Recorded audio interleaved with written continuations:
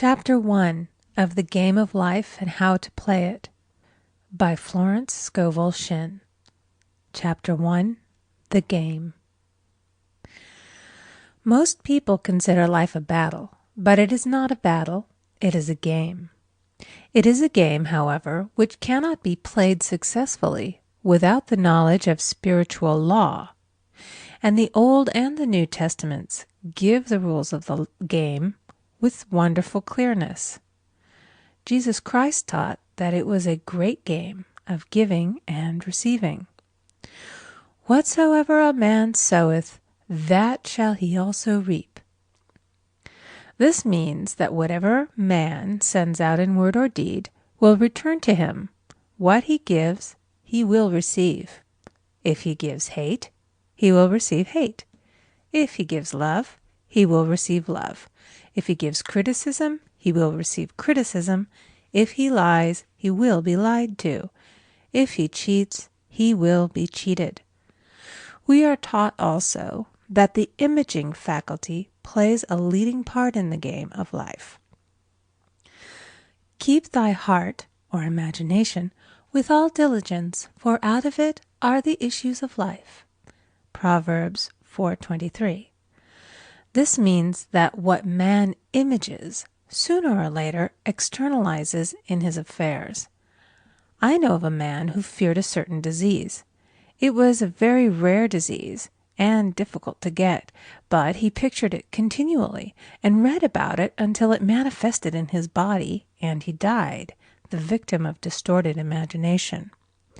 So we see, to play successfully the game of life, we must train the imaging faculty. A person with an imaging faculty trained to image only good brings into his life every righteous desire of his heart. Health, wealth, love, friends, perfect self-expression, his highest ideals. The imagination has been called the scissors of the mind, and it is ever cutting, day by day, the pictures man sees there, and sooner or later he meets his own creations in his outer world.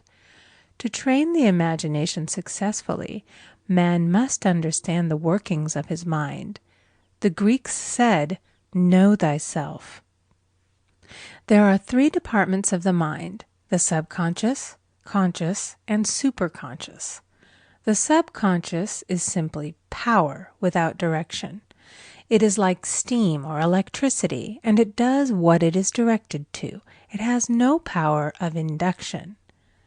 Whatever man feels deeply or images clearly is impressed upon the subconscious mind and carried out in minutest detail.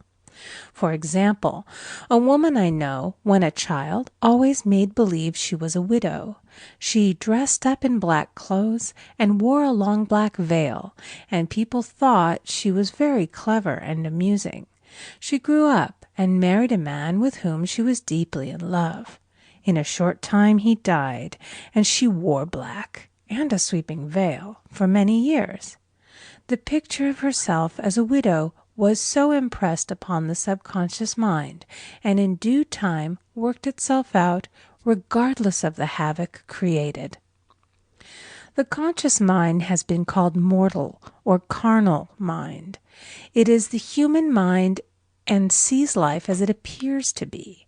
It sees death, disaster, sickness, poverty, and limitation of every kind, and it impresses the subconscious. The superconscious mind is the God mind within each man and is the realm of perfect ideas. In it is the perfect pattern spoken of by Plato, the divine design, for there is a divine design for each person. There is a place that you are to fill and no one else can fill, something you are to do which no one else can do. There is a perfect picture of this in the superconscious mind. It usually flashes across the conscious as an unattainable ideal, something too good to be true. In reality, it is man's true destiny, or destination, flashed to him from the infinite intelligence which is within himself. Many people, however, are in ignorance of their true destinies and are striving for things and situations which do not belong to them and would only bring failure and dissatisfaction if attained. For example, a woman came to me and asked me to speak the word that she would marry a certain man with whom she was very much in love. She called him A.B. I replied that this would be a violation of spiritual law, but that I would speak the word for the right man, the divine selection, the man who belonged to her by divine right.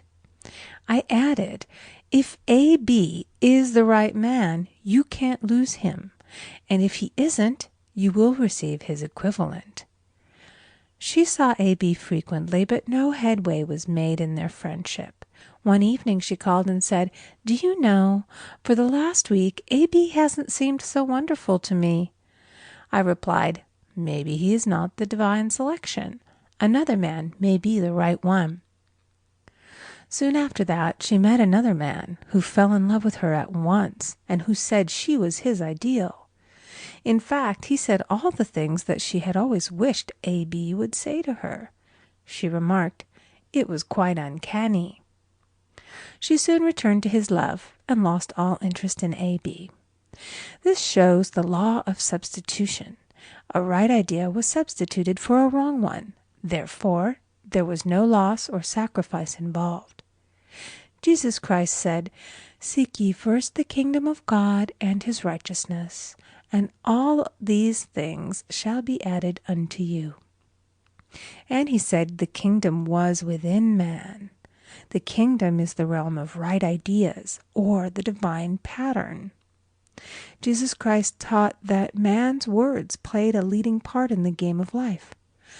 By your words ye are justified, and by your words ye are condemned. Many people have brought disaster into their lives through idle words.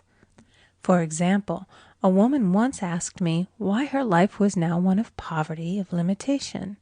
Formerly she had a home, was surrounded by beautiful things, and had plenty of money.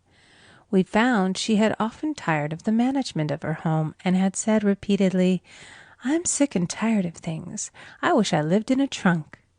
And she added, "Today I am living in that trunk." She had spoken herself into a trunk. The subconscious mind has no sense of humor, and people often joke themselves into unhappy experiences. For example, a woman who had a great deal of money joked continually about getting ready for the poorhouse. In a few years she was almost destitute, having impressed the subconscious mind with a picture of lack and limitation. Fortunately, the law works both ways, and a situation of lack may be changed to one of plenty. For example, a woman came to me one hot summer's day for a treatment for prosperity. She was worn out, dejected, and discouraged. She said she possessed just $8 in the world. I said, "Good, we'll bless the $8 and multiply them as Jesus Christ multiplied the loaves and the fishes." For he taught that every man had the power to bless and to multiply, to heal and to prosper. She said, "What shall I do next?" I replied, "Follow intuition. Have you a hunch to do anything or to go anywhere?" Intuition means intuition, or to be taught from within. It is man's unerring guide, and I will deal more fully with its laws in a following chapter. The woman replied, "I don't know. I seem to have a hunch to go home. I've just enough money for car fare." Her home was in a distant city and was one of lack and limitation, and the reasoning mind, or intellect, would have said, "Stay in New York and get work and make some money." I replied, "Then go home. Never violate a hunch." I spoke the following words for her. "Infinite Spirit, open the way for great abundance for She is an irresistible magnet for all that belongs to her by divine right." I told her to repeat it continually also. She left for home immediately, In calling on a woman one day, she linked up with an old friend of her family. Through this friend, she received thousands of dollars in a most miraculous way. She has said to me often, "Tell people about the woman who came to you with $8 and a hunch." There is always plenty on man's pathway, but it can only be brought into manifestation through desire, faith, or the spoken word. Jesus Christ brought out clearly that man must make the first move.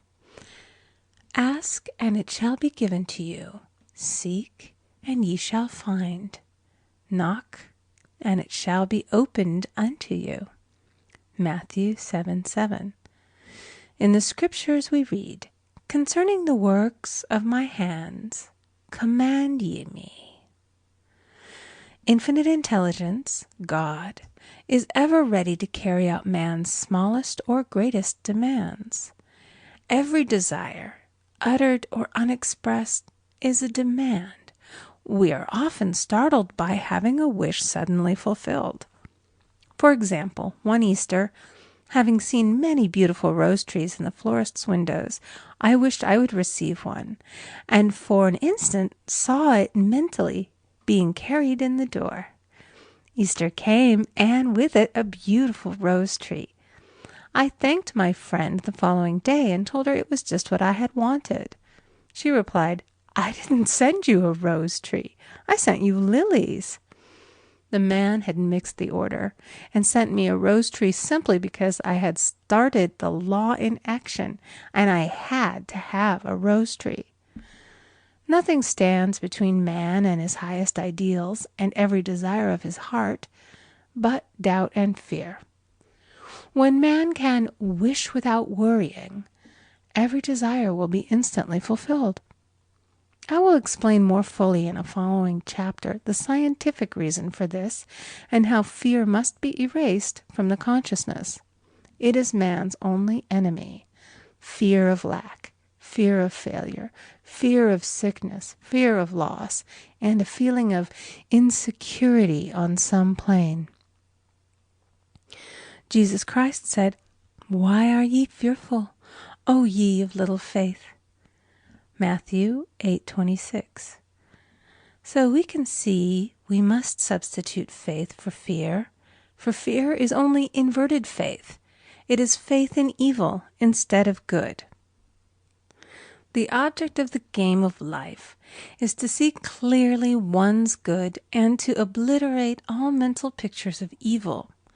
This must be done by impressing the subconscious mind with a realization of good. A very brilliant man who has attained great success told me he had suddenly erased all fear from his consciousness by reading a sign which hung in a room. He saw printed in large letters this statement: "Why worry? It will probably never happen." These words were stamped indelibly upon his subconscious mind, and he now has a firm conviction that only good can come into his life, and therefore only good can manifest. In the following chapter, I will deal with the different methods of impressing the subconscious mind. It is man's faithful servant, but one must be careful to give it the right orders. Man has ever a silent listener at his side, his subconscious mind. Every thought, every word is impressed upon it and carried out in amazing detail. It is like a singer making a record on the sensitive disc of the phonographic plate. Every note and tone of the singer's voice is registered. If he coughs or hesitates, it is registered also. So let us break all the old bad records in the subconscious mind, the records of our lives which we do not wish to keep, and make new and beautiful ones. Speak these words aloud with power and conviction. I now smash and demolish by my spoken word every untrue record in my subconscious mind. They shall return to the dust heap of their native nothingness, for they came from my own vain imaginings. I now make my perfect records through the Christ within, the records of health, wealth, love, and perfect self-expression. This is the square of life, the game completed. In the following chapters, I will show how man can change his conditions by changing his words. Any man who does not know the power of the word is behind the times. Death and life are in the power of the tongue. Proverbs 18:21. End of Chapter 1. Chapter 2 of The Game of Life and How to Play It. The Law of Prosperity. Yea, the Almighty shall be thy defense, and thou shalt have plenty of silver. One of the greatest messages given to the race through the Scriptures is that God is man's supply, and that man can release, through his spoken word, all that belongs to him by divine right. He must, however, have perfect faith in his spoken word. Isaiah said, My word shall not return unto me void, but shall accomplish that whereunto it is sent. We know now that words and thoughts are a tremendous vibratory force, ever molding man's body and affairs. A woman came to me in great distress and said she was to be sued on the 15th of the month for $3,000. She knew no way of getting the money and was in despair. I told her that God was her supply and that there is a supply for every demand. So I spoke the word. I gave thanks that the woman would receive $3,000 at the right time in the right way. I told her she must have perfect faith and act her perfect faith. The 15th came, but no money had materialized. She called me on the phone and asked what she was to do. I replied, It is Saturday, so they won't sue you today. Your part is to act rich, thereby showing perfect faith that you will receive it by Monday. She asked me to lunch with her to keep her courage. When I joined her at a restaurant, I said, This is no time to economize. Order an expensive luncheon and act as if you have already received the $3,000. All things whatsoever ye ask in prayer, believing ye shall receive. You must act as if you had already received. The next morning she called me on the phone and asked me to stay with her during the day. I said, No, you are divinely protected and God is never too late. In the evening she phoned again, greatly excited, and said, My dear, a miracle has happened. I was sitting in my room this morning when the doorbell rang. I said to the maid, Don't let anyone in. The maid, however, looked out the window and said, It's your cousin with the long white beard. So I said, Call him back. I would like to see him. And he was just turning the corner when he heard the maid's voice, and he came back. He talked for about an hour, and just as he was leaving, he said, Oh, by the way, how are finances? I told him I needed the money, and he said, Why, my dear, I will give you $3,000 the first of the month. I didn't like to tell him that I was going to be sued. What shall I do? I won't receive it till the first of the month, and I must have it tomorrow. I said, I'll keep on treating. I said, Spirit is never too late.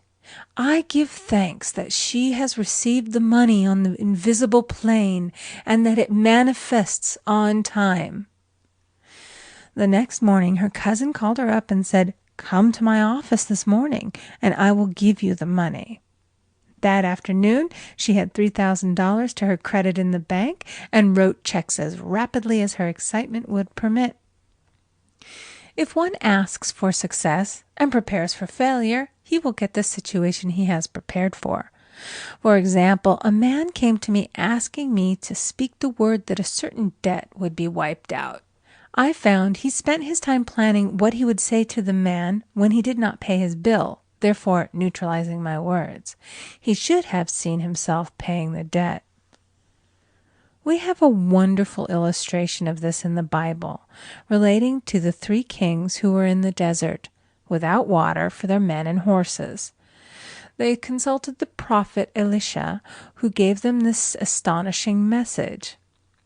Thus saith the Lord, Ye shall not see wind, neither shall ye see rain, yet make this valley full of ditches. Man must prepare for the thing he has asked for when there isn't the slightest sign of it in sight. For example, a woman found it necessary to look for an apartment during the year when there was a great shortage of apartments in New York.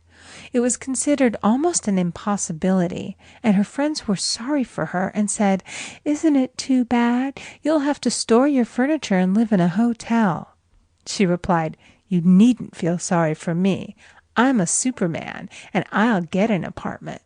She spoke the words, "Infinite Spirit, open the way for the right apartment." She knew there was a supply for every demand, and that she was unconditioned, working on the spiritual plane, and that one with God is a majority. She had contemplated buying new blankets when the tempter, the adverse thought or reasoning mind, suggested, "Don't buy the blankets. Perhaps, after all, you won't get an apartment and you will have no use for them." Promptly she replied to herself, "I'll dig my ditches by buying the blankets." So she prepared for the apartment, acted as though she already had it. She found one in a miraculous way, and it was given to her although there were over 200 other applicants. The blankets showed active faith. It is needless to say that the ditches dug by the 3 kings in the desert were filled to overflowing. Read 2 Kings. Getting into the spiritual swing of things is no easy matter for the average person. The adverse thoughts of doubt and fear surge from the subconscious. They are the army of the aliens, which must be put to flight.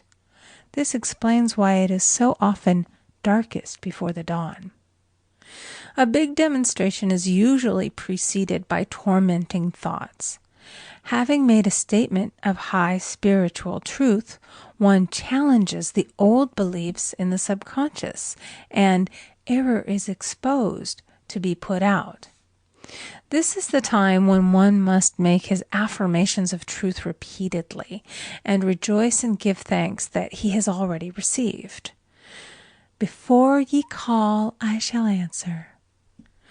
This means that every good and perfect gift is already man's, awaiting his recognition. Man can only receive what he sees himself receiving. The children of Israel were told that they could have all the land they could see. This is true of every man. He has only the land within his own mental vision. Every great work, every big accomplishment has been brought into manifestation through holding to the vision, and often just before the big achievement comes apparent failure and discouragement. The children of Israel, when they reached the promised land, were afraid to go in, for they said it was filled with giants who made them feel like grasshoppers. "And there we saw the giants, and we were in our own sight as grasshoppers." This is almost every man's experience. However, the one who knows spiritual law is undisturbed by appearance and rejoices while he is yet in captivity. That is, he holds to his vision and gives thanks that the end is accomplished. He has received. Jesus Christ gave a wonderful example of this. He said to his disciples, "Say not ye, there are yet 4 months, and then cometh the harvest? Behold, I say unto you, lift up your eyes, and look on the fields, for they are ripe already to harvest." His clear vision pierced the world of matter, and he saw clearly the fourth-dimensional world, things as they really are, perfect and complete in divine mind. So man must ever hold the vision of his journey's end and demand the manifestation of that which he has already received. It may be his perfect health, love, supply, self-expression, home, or friends. They are all finished and perfect ideas registered in divine mind, man's own superconscious mind, and must come through him, not to him. For example, a man came to me asking for treatments for success. It was his imperative that he raise, within a certain time, $50,000 for his business. The time limit was almost up when he came to see me in despair. No one wanted to invest in his enterprise, and the bank had flatly refused a loan. I replied, "I suppose you lost your temper while at the bank, therefore your power. You can control any situation if you first control yourself. Go back to the bank," I added, "and I will treat." My treatment was, "You are identified in love with the spirit of everyone connected with the bank. Let the divine idea come out of this situation." He replied, "Woman, you are talking about an impossibility. Tomorrow is Saturday. The bank closes at 12, and my train won't get me there until 10, and the time limit is up tomorrow, and anyway they won't do it. It's too late." I replied, "God doesn't need any time and is never too late. With him, all things are possible." I added, "I don't know anything about business, but I know all about God." He replied, "It all sounds fine when I sit here listening to you, but when I go out, it's terrible." He lived in a distant city, and I did not hear from him for a week. Then came a letter. It read, "You were right. I raised the money, and I will never again doubt the truth of all that you have told me." I saw him a few weeks later, and I said, "What happened? You evidently had plenty of time after all." He replied, "My train was late, and I got there just 15 minutes to 12. I walked into the bank quietly, and I said, 'I have come for the loan,' and they gave it to me without a question." It was the last 15 minutes of the time allotted to him, and Infinite Spirit was not too late. In this instance, the man could never have demonstrated alone. He needed someone to help him hold the vision. This is what one man can do for another. Jesus Christ knew the truth of this when he said, "If two of you shall agree on earth as touching anything that they shall ask, it shall be done for them of my Father which is in heaven." One gets too close to his own affairs and becomes doubtful and fearful. The friend or healer sees clearly the success, health, or prosperity and never wavers because he is not close to the situation. It is much easier to demonstrate for someone else than for oneself, so a person should not hesitate to ask for help if he feels himself wavering. A keen observer of life once said, "No man can fail if some one person sees him successful." Such is the power of the vision, and many a great man has owed his success to a wife or a sister or a friend who believed in him and held without wavering to the perfect pattern. End of Chapter 2. Chapter 3. The Power of the Word. By thy words thou shalt be justified, and by thy words thou shalt be condemned. A person knowing the power of the word becomes very careful of his conversation. He has only to watch the reaction of his words to know that they do not return void. Through his spoken word, man is continually making laws for himself. I knew a man who said, "I always miss a car. It invariably pulls out just as I arrive." His daughter said, "I always catch a car. It's sure to come just as I get there." This occurred for years. Each had made a separate law for himself, one of failure, one of success. This is the psychology of superstitions. The horseshoe or rabbit's foot contains no power, but man's spoken word and belief that it will bring him good luck creates expectancy in the subconscious mind and attracts a lucky situation. I find, however, this will not work when a man has advanced spiritually and knows a higher law. One cannot turn back, and one must put away graven images. For example, 2 men in my class had had great success in business for several months, when suddenly everything went to smash. We tried to analyze the situation, and I found, instead of making their affirmations and looking to God for success and prosperity, they had each bought a lucky monkey. And I said, "Oh, I see. You have been trusting in the lucky monkeys instead of God. Put away the lucky monkeys and call on the law of forgiveness, for man has power to forgive or neutralize his mistakes." They decided to throw the lucky monkeys down a coal hole, and all went well again.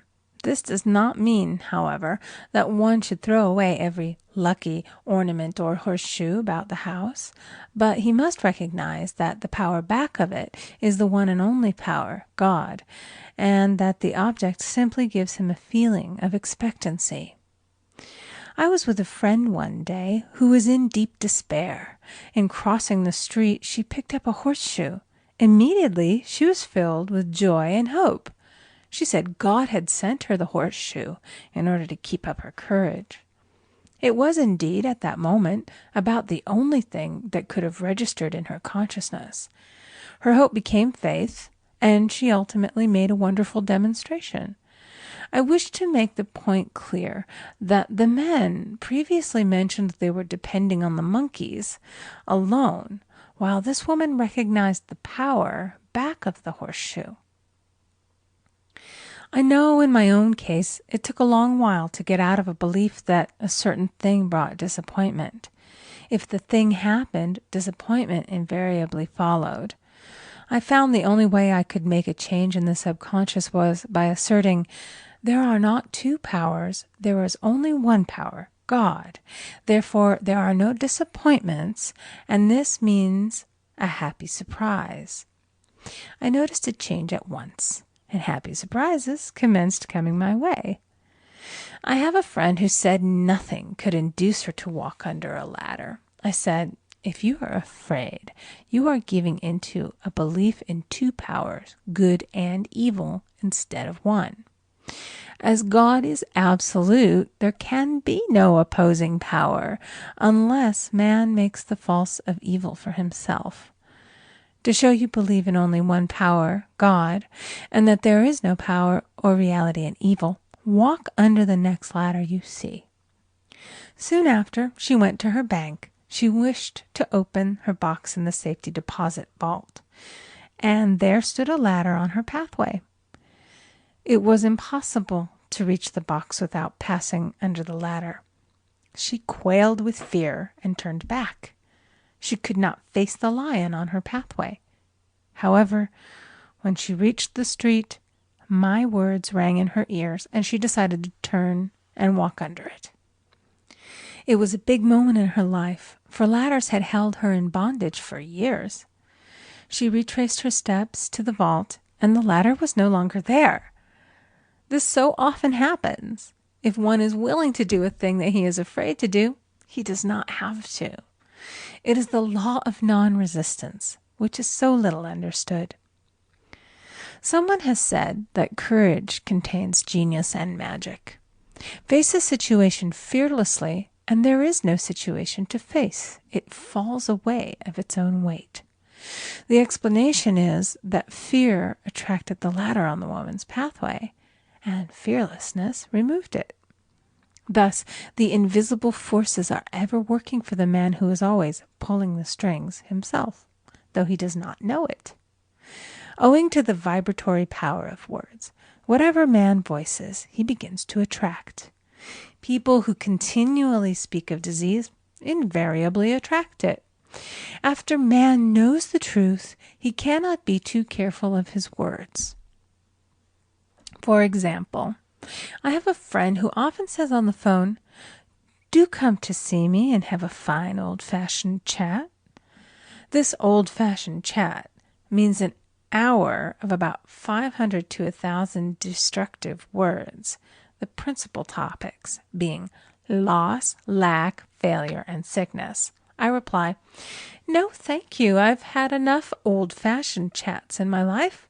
They are too expensive, but I will be glad to have a new-fashioned chat and talk about what we want, not what we don't want." There is an old saying that man only dares to use his words for three purposes: to heal, bless, or prosper.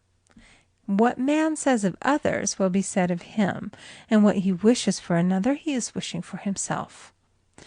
Curses like chickens come home to roost. If a man wishes someone bad luck, he is sure to attract bad luck himself. If he wishes to aid someone to success, he is wishing and aiding himself to success. The body may be renewed and transformed through the spoken word and clear vision, and disease be completely wiped out of the consciousness. The metaphysician knows that all disease has a mental correspondence, and in order to heal the body, one must first heal the soul. The soul is the subconscious mind, and it must be saved from wrong thinking. In the 23rd Psalm we read, "He restoreth my soul." This means that the subconscious mind or soul must be restored with the right ideas, and the mystical marriage is the marriage of the soul and the spirit, or the subconscious and superconscious mind. They must be one. When the subconscious is flooded with the perfect ideas of the superconscious, God and man are one. I and the Father are one. That is, he is one with the realm of perfect ideas. He is the man made in God's likeness and image, imagination, and is given power and dominion over all created things, his mind, body, and affairs. It is safe to say that all sickness and unhappiness come from the violation of the law of love. A new commandment I give unto you, love one another. And in the game of life, love or goodwill takes every trick. For example, a woman I know had, for years, an appearance of a terrible skin disease. The doctors told her it was incurable, and she was in despair. She was on the stage, and she feared she would soon have to give up her profession, and she had no other means of support. She, however, procured a good engagement, and on the opening night made a great hit. She received flattering notices from the critics and was joyful and elated. The next day she received a notice of dismissal. A man in the cast had been jealous of her success and had caused her to be sent away. She felt hatred and resentment taking complete possession of her, and she cried out, "Oh God, don't let me hate that man." That night she worked for hours in the silence. She said, "I soon came into a very deep silence. I seemed to be at peace with myself, with the man, and with the whole world. I continued this for 2 following nights, and on the 3rd day I found I was healed completely of the skin disease." In asking for love or goodwill, she had fulfilled the law, for love is the fulfilling of the law, and the disease, which came from the subconscious resentment, was wiped out. Continual criticism produces rheumatism, as critical, inharmonious thoughts cause unnatural deposits in the blood which settle in the joints. False growths are caused by jealousy, hatred, unforgiveness, fear, etc. Every disease is caused by a mind not at ease. I said once in my class, "There is no use asking anyone, What's the matter with you? We might as well just say, who's the matter with you? Unforgiveness is the most prolific cause of disease. It will harden arteries or liver and affect the eyesight. In its train are endless ills. I called on a woman one day who said she was ill from having eaten a poisoned oyster. I replied, "Oh no, the oyster was harmless. You poisoned the oyster. What's the matter with you?" She answered, "Oh, about 19 people." She had quarreled with 19 people and had become so inharmonious that she attracted the wrong oyster. Any inharmony on the external indicates there is mental inharmony. As the within, so the without. Man's only enemies are within himself, and a man's foes shall be they of his own household. Personality is one of the last enemies to be overcome, as this planet is taking its initiation in love. It was Christ's message, peace on earth, goodwill toward man. The enlightened man, therefore, endeavors to perfect himself upon his neighbor. His work is within himself, to send out goodwill and blessings to every man, and the marvelous thing is that if one blesses a man, he has no power to harm him. For example, a man came to me asking him to treat for success in business. He was selling machinery, and a rival appeared on the scene with what he proclaimed was a better machine, and my friend feared defeat. I said, "First of all, we must wipe out all fear, and know that God protects your interests, and that the divine idea must come out of the situation. That is, the right machine will be sold by the right man to the right man." And I added, "Don't hold one critical thought toward that man. Bless him all day and be willing not to sell your machine if it isn't the divine idea."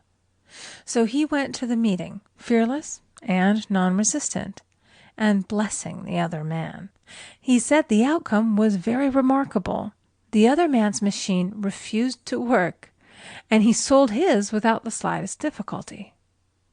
But I say unto you, love your enemies, bless them that curse you, do good to them that hate you, and pray for them which spitefully use you and persecute you. Goodwill produces a great aura of protection about the one who sends it, and no weapon that is formed against him shall prosper. In other words, love and goodwill destroy the enemies within oneself. Therefore, one has no enemies on the external. There is peace on earth for him who sends goodwill to man. End of Chapter 3. Chapter 4. The Law of Non-Resistance. Resist not evil, be not overcome of evil, but overcome evil with good. Nothing on earth can resist an absolutely non-resistant person. The Chinese say that water is the most powerful element because it is perfectly non-resistant. It can wear away a rock and sleep away all before it. Jesus Christ said, "Resist not evil," for he knew in reality there is no evil, therefore nothing to resist.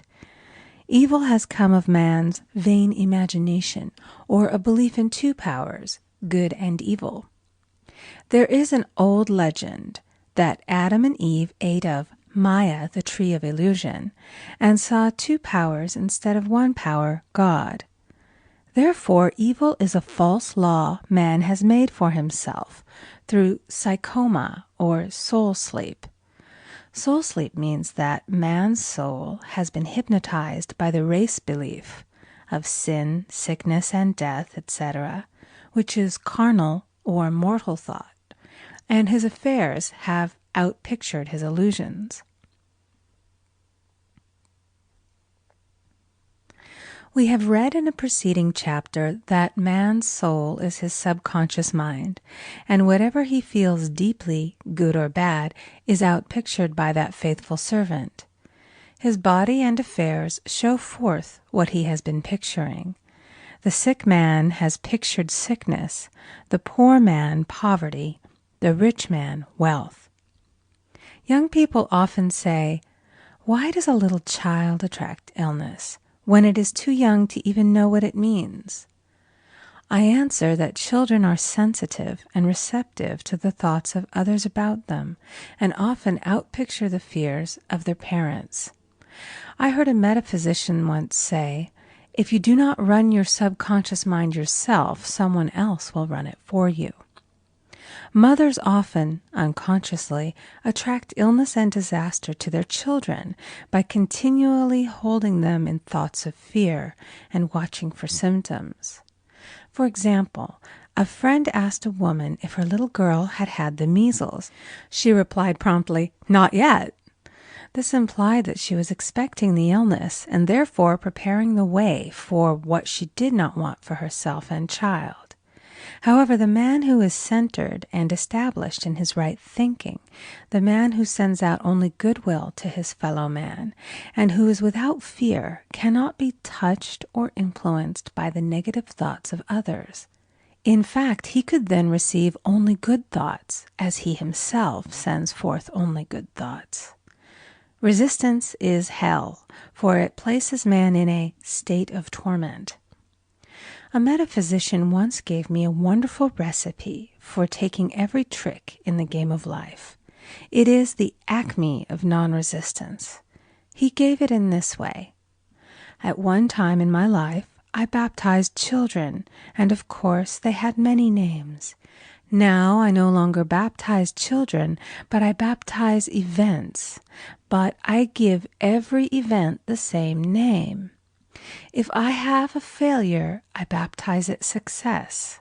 In the name of the Father, and of the Son, and of the Holy Ghost. In this we see the great law of transmutation, founded on non-resistance. Through his spoken word, every failure was transmuted into success.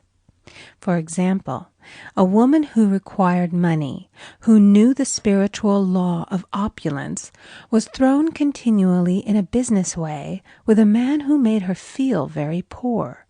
He talked lack and limitation, and she commenced to catch his poverty thoughts. So she disliked him and blamed him for her failure.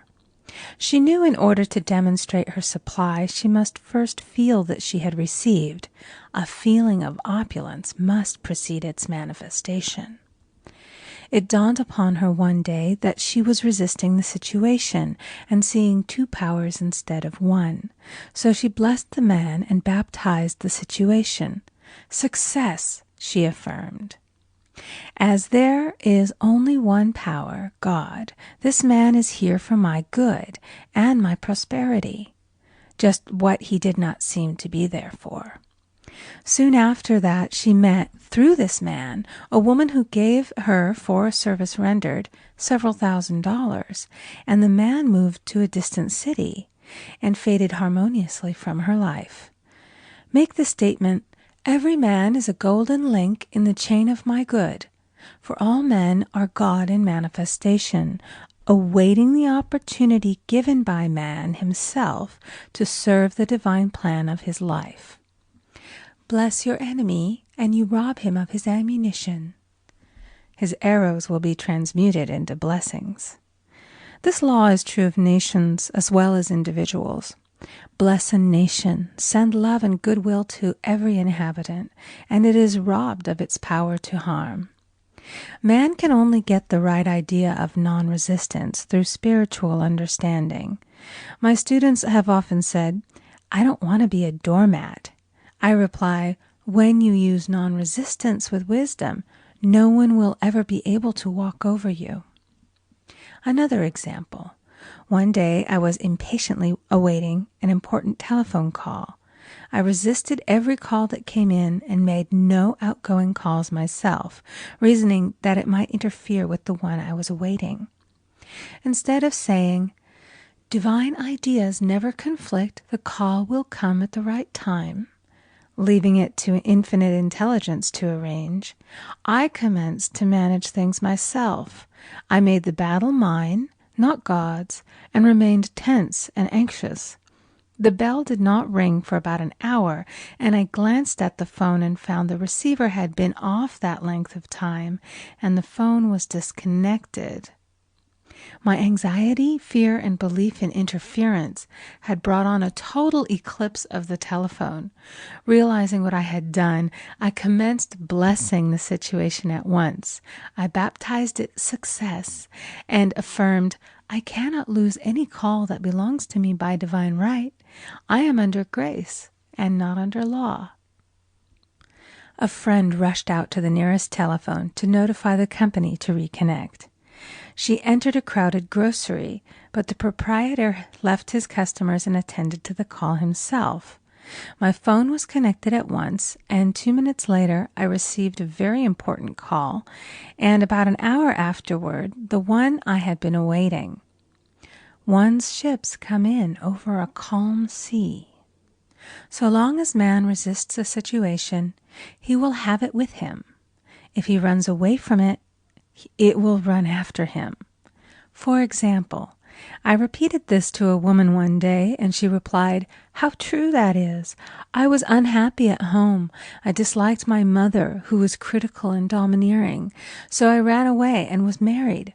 But I married my mother, for my husband was exactly like my mother, and I had the same situation to face again. Agree with thine adversary quickly." That means agree that the adverse situation is good. Be undisturbed by it, and it falls away of its own weight. None of these things move me is a wonderful affirmation. The inharmonious situation comes from some inharmony within man himself. When there is in him no emotional response to an inharmonious situation, it fades away forever from his pathway. So we see man's work is ever with himself. People have said to me, "Give treatments to change my husband or my brother." I reply, "No, I will give treatments to change you. When you change, your husband and your brother will change." One of my students was in the habit of lying. I told her it was a failure method, and if she lied, she would be lied to. She replied, "I don't care. I can't possibly get along without lying." One day she was speaking on the phone to a man with whom she was very much in love. She turned to me and said, "I don't trust him. I know he's lying to me." I replied, "Well, you lie yourself, so someone has to lie to you, and you will be sure it will be just the person you want the truth of." Some time after that I saw her, and she said, "I'm cured of lying." I questioned, "What cured you?" She replied, "I've been living with a woman who lied worse than I did." One is often cured of his faults by seeing them in others. Life is a mirror, and we find only ourselves reflected in our associates. Living in the past is a failure method and a violation of spiritual law. Jesus Christ said, "Behold, now is the accepted time. Now is the day of salvation." Lot's wife looked back and was turned into a pillar of salt. The robbers of time are the past and the future. Man should bless the past and forget it, if it keeps him in bondage, and bless the future, knowing it has in store for him endless joys. But live fully in the now. For example, a woman came to me complaining that she had no money with which to buy Christmas gifts. She said, "Last year was so different. I had plenty of money and gave lovely presents, and this year I scarcely have a cent." I replied, "You will never demonstrate money while you are pathetic and live in the past. Live fully in the now and get ready to give Christmas presents. Dig your ditches and the money will come." She exclaimed, "I know what to do. I'll buy some tinsel, twine, Christmas seals, and wrapping paper." I replied, "Do that, and the presents will come and stick themselves to the Christmas seals." This, too, was showing financial fearlessness and faith in God, as the reasoning mind said, "Keep every cent you have, as you are not sure you will get any more." She bought her seals, paper, and twine, and a few days before Christmas received a gift of several $100s. Buying the seals and twine had impressed the subconscious with expectancy and opened the way for the manifestation of the money. She purchased all the presents in plenty of time. Man must live suspended in the moment. Look well, therefore, to this day. Such is the salutation of the dawn. He must be spiritually alert, ever waiting his leads, taking advantage of every opportunity. One day I said continually, silently, "Infinite Spirit, don't let me miss a trick." And something very important was told to me that evening. It is most necessary to begin the day with the right words. Make an affirmation immediately upon waking. For example, "Thy will be done this day. Today is a day of completion. I give thanks for this perfect day. Miracle shall follow miracle, and wonders shall never cease." Make this a habit, and one will see wonders and miracles come into his life. One morning I picked up a book and read, "Look with wonder at that which is before you." It seemed to be my message for the day, so I repeated it again and again. Look with wonder at that which is before you. At about noon, a large sum of money was given to me, which I had been desiring for a certain purpose. In the following chapter, I will give affirmations that I have found most effective.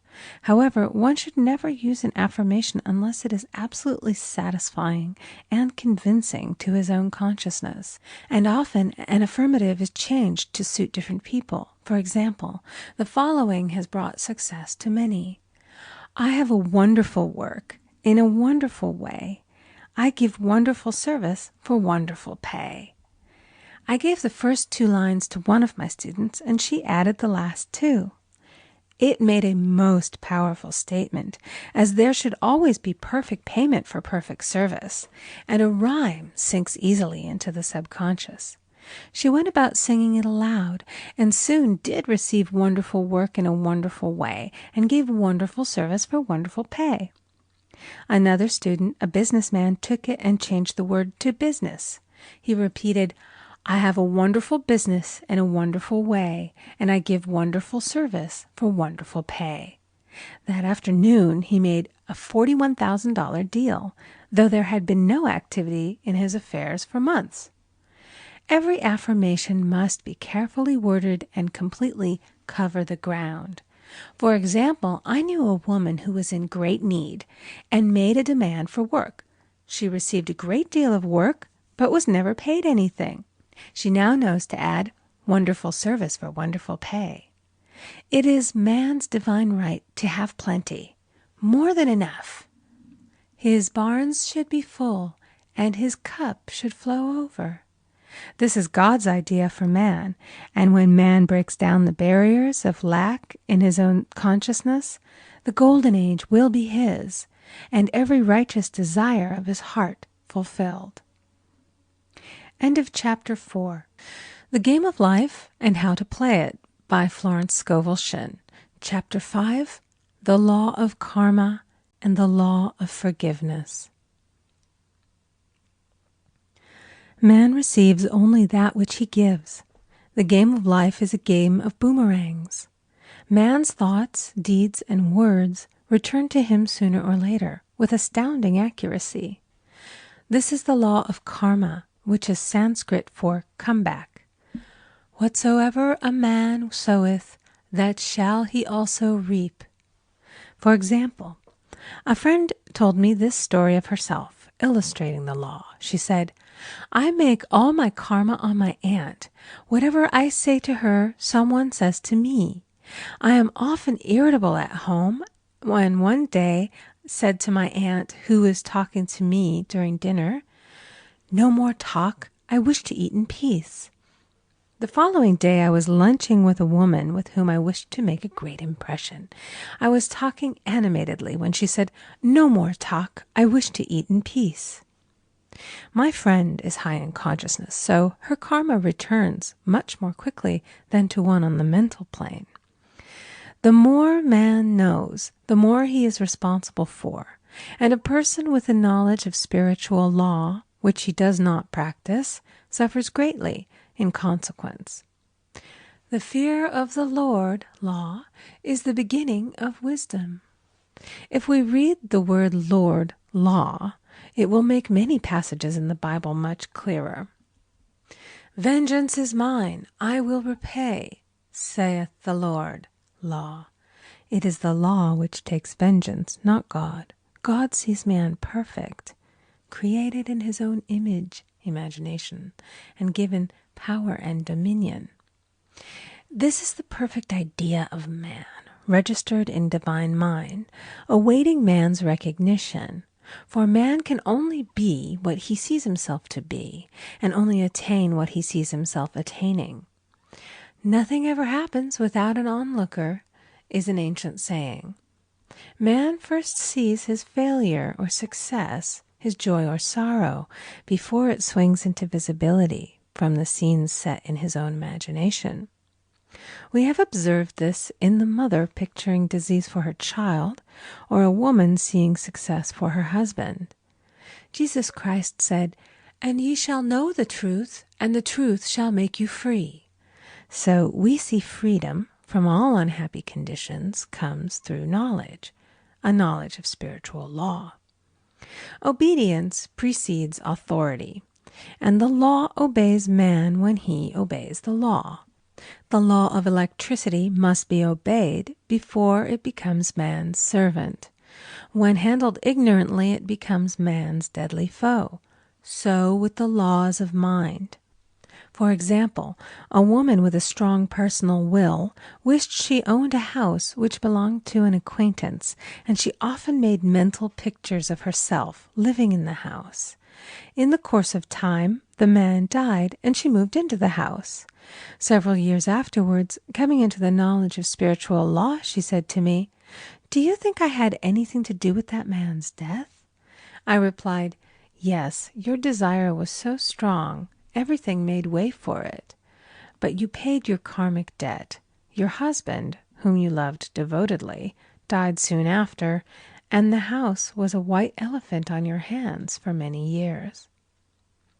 The original owner, however, could not have been affected by her thoughts had he been positive in the truth, nor her husband, but they were both under karmic law. The woman should have said, feeling the great desire for the house, "Infinite intelligence, give me the right house, equally as charming as this, the house which is mine by divine right." The divine selection would have given perfect satisfaction and brought good to all. The divine pattern is the only safe pattern to work by. Desire is a tremendous force and must be directed in the right channels, or chaos ensues. In demonstrating, the most important step is the first step, to ask aright. Man should always demand only that which is his by divine right. To go back to the illustration, had the woman taken this attitude, "If this house I desire is mine, I cannot lose it. If it is not, give me its equivalent," the man might have decided to move out harmoniously had it been the divine selection for her, or another house would have been substituted. Anything forced into manifestation through personal will is always ill-got and has ever bad success. Man is admonished, "My will be done, not thine." And the curious thing is, man always gets just what he desires when he does relinquish all personal will, thereby enabling infinite intelligence to work through him. "Stand ye still and see the salvation of the Lord," law. For example, a woman came to me in great distress. Her daughter had determined to take a very hazardous trip, and the mother was filled with fear. She said she had used every argument, had pointed out the dangers to be encountered, had forbidden her to go, but the daughter became more and more rebellious and determined. I said to the mother, "You are forcing your personal will upon your daughter, which you have no right to do, and your fear of the trip is only attracting it, for man attracts what he fears."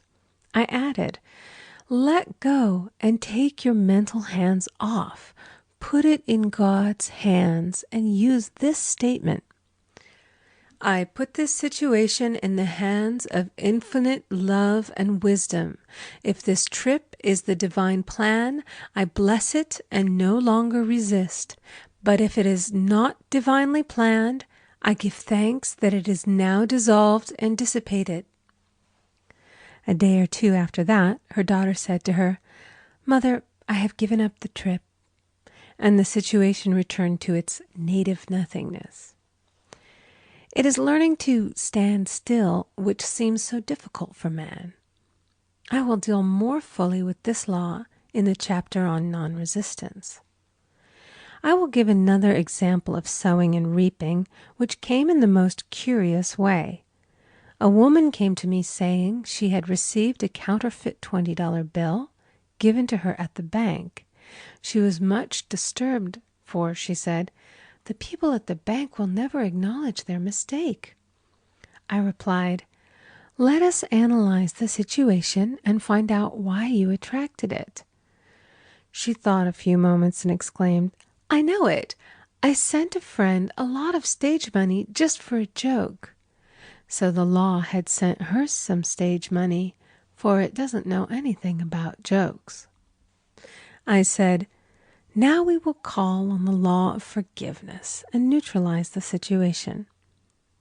Christianity is founded upon the law of forgiveness. Christ has redeemed us from the curse of the karmic law, and the Christ within each man is his redeemer and salvation from all inharmonious conditions."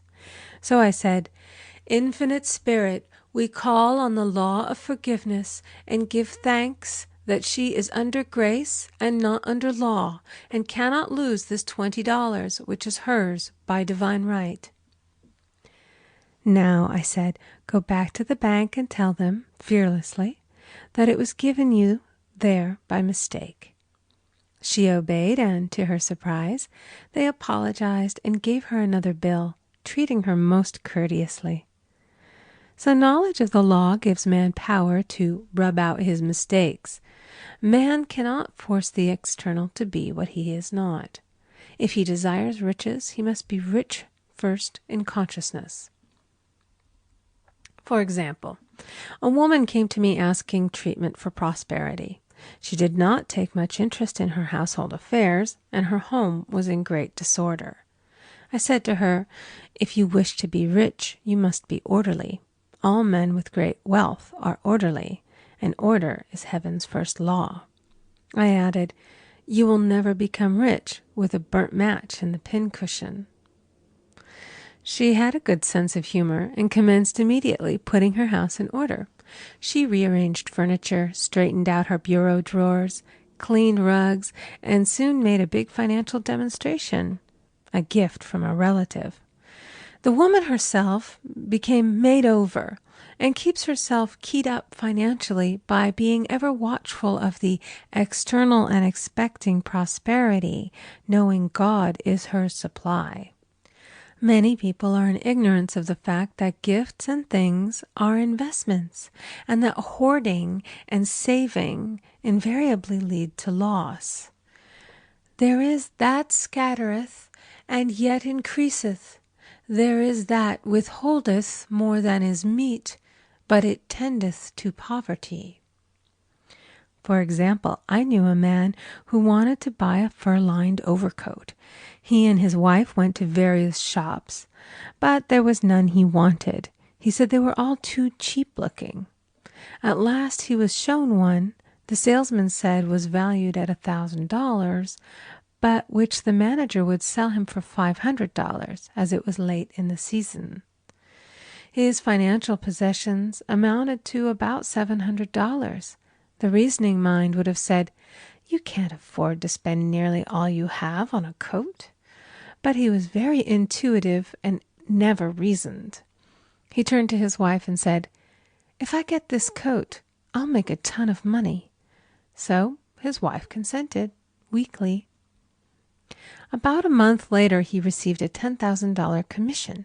The coat made him feel so rich, it linked him with success and prosperity. Without the coat, he would not have received the commission. It was an investment paying large dividends. If man ignores these leadings to spend or to give, the same amount of money will go in an uninteresting or unhappy way. For example, a woman told me on Thanksgiving Day she informed her family that they could not afford a Thanksgiving dinner. She had the money, but decided to save it. A few days later, someone entered her room and took from the bureau drawer the exact amount the dinner would have cost. The law always stands back of the man who spends fearlessly with wisdom. For example, one of my students was shopping with her little nephew.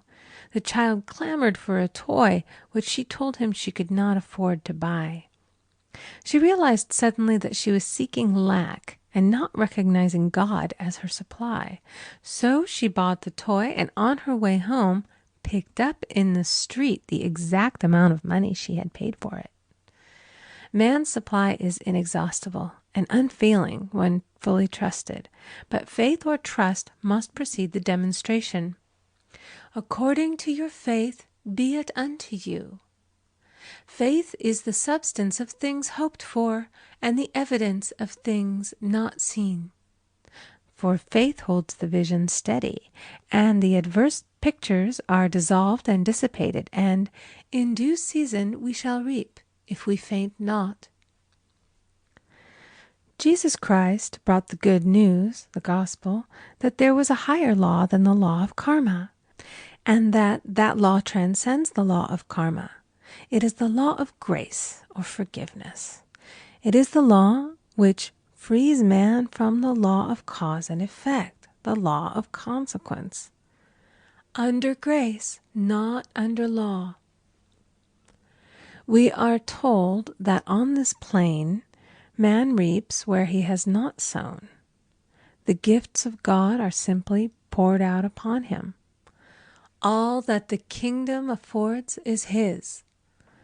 This continued state of bliss awaits the man who has overcome the race or world thought. In the world thought there is tribulation, but as Jesus Christ said, "Be of good cheer, I have overcome the world." The world thought is that of sin, sickness, and death.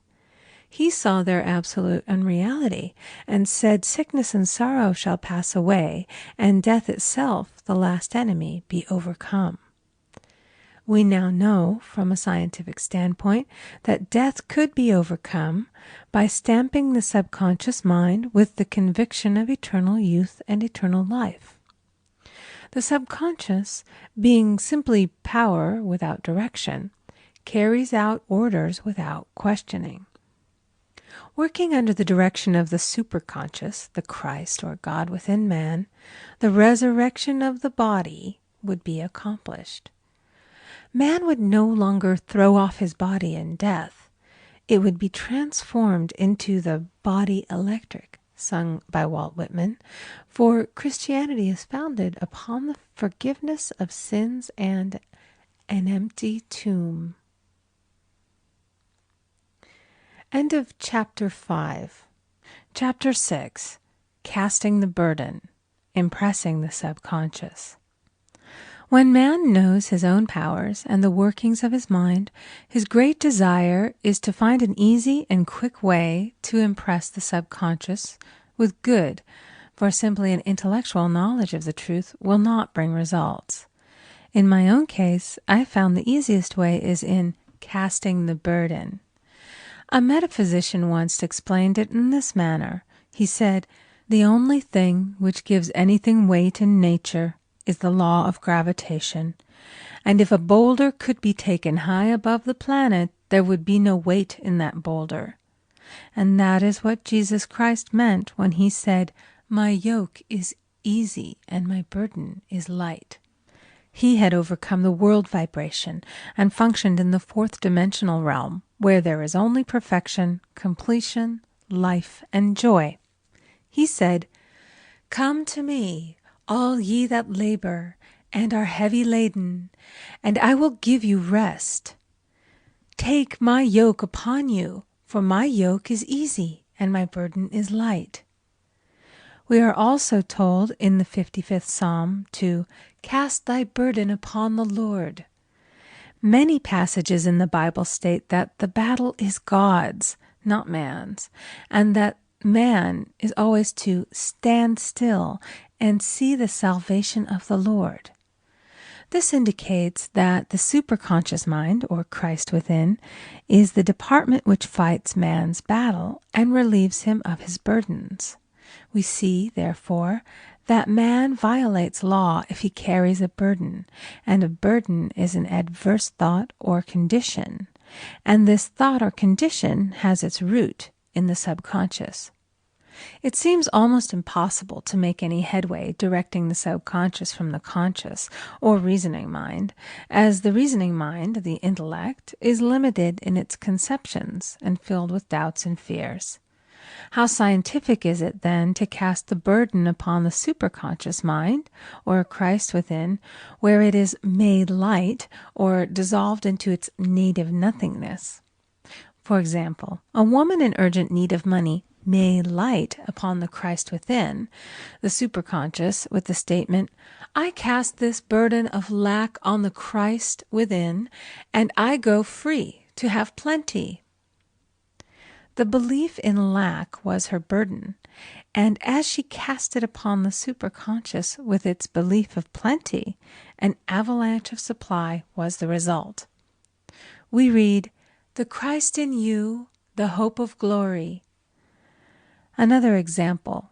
One of my students had been given a new piano, and there was no room in her studio for it until she had moved out the old one. She was in a state of perplexity. She wanted to keep the old piano, but knew of no place to send it. She became desperate, as the new piano was to be sent immediately. In fact, was on its way, with no place to put it. She said it came to her to repeat, "I cast this burden on the Christ within, and I go free." A few minutes later, her phone rang, and a woman friend asked if she might rent her old piano, and it was moved out a few minutes before the new one arrived. I knew a woman whose burden was resentment. She said, "I cast this burden of resentment on the Christ within, and I go free to be loving, harmonious, and happy." The almighty superconscious flooded the subconscious with love, and her whole life was changed. For years, resentment had held her in a state of torment and imprisoned her soul, the subconscious mind. The statement should be made over and over and over, sometimes for hours at a time, silently or audibly, with quietness but determination. I have often compared it to winding up a Victrola. We must wind ourselves up with spoken words. I have noticed in casting the burden, after a little while, one seems to see clearly. It is impossible to have clear vision while in the throes of carnal mind. Doubts and fear poison the mind and body, and imagination runs riot, attracting disaster and disease.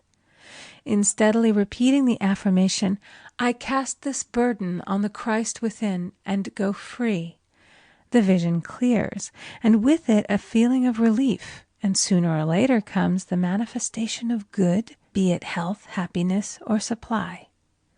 One of my students once asked me to explain the darkness before the dawn. I referred in a preceding chapter to the fact that often, before the big demonstration, everything seems to go wrong, and deep depression clouds the consciousness. It means that out of the subconscious are rising the doubts and fears of the ages. These old derelicts of the subconscious rise to the surface, to be put out. It is then that man should clap his cymbals, like Jehoshaphat, and give thanks that he is saved, even though he seems surrounded by the enemy, the situation of lack or disease. The student continued, "How long must one remain in the dark?" And I replied, "Until one can see in the dark. And casting the burden enables one to see in the dark." In order to impress the subconscious, active faith is always essential. Faith without works is dead. In these chapters, I have endeavored to bring out this point. Jesus Christ showed active faith when he commanded the multitude to sit down on the ground before he gave thanks for the loaves and the fishes. I will give another example showing how necessary this step is. In fact, active faith is the bridge over which man passes to his promised land. Through misunderstanding, a woman had been separated from her husband, whom she loved deeply. He refused all offers of reconciliation and would not communicate with her in any way. Coming into the knowledge of spiritual law, she denied the appearance of separation. She made this statement: "There is no separation in divine mind. Therefore, I cannot be separated from the love and companionship which are mine by divine right." She showed active faith by arranging a place for him at the table every day, thereby impressing the subconscious with a picture of his return. Over a year passed, but she never wavered, and one day he walked in. The subconscious is often impressed through music. Music has a fourth-dimensional quality and releases the soul from imprisonment. It makes wonderful things seem possible and easy of accomplishment. I have a friend who uses her Victrola daily for this purpose. It puts her in perfect harmony and releases the imagination. Another woman often dances while making her affirmations. The rhythm and harmony of music and motion carry her words forth with tremendous power. The student must remember also not to despise the day of small things. Invariably, before a demonstration come signs of land. Before Columbus reached America, he saw birds and twigs, which showed him land was near.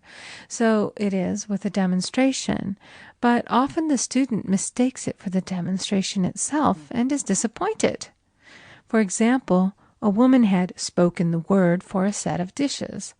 Not long afterwards, a friend gave her a dish which was old and cracked. She came to me and said, "Well, I asked for a set of dishes, and all I got was a cracked plate." I replied, "The plate was only signs of land. It shows your dishes are coming. Look upon it as birds and seaweed." And not long afterwards, the dishes came. Continually making believe impresses the subconscious. If one makes believe he is rich and makes believe he is successful, in due time he will reap. Children are always making believe, and "Except ye be converted and become as little children, ye shall not enter the kingdom of heaven." For example, I know of a woman who was very poor, but no one could make her feel poor. She earned a small amount of money from rich friends who constantly reminded her of her poverty and to be careful and saving. Regardless of their admonitions, she would spend all her earnings on a hat or make someone a gift and be in a rapturous state of mind. Her thoughts were always centered on beautiful clothes and rings and things, but without envying others. She lived in the world of the wondrous, and only riches seemed real to her. Before long, she married a rich man, and the rings and things became visible.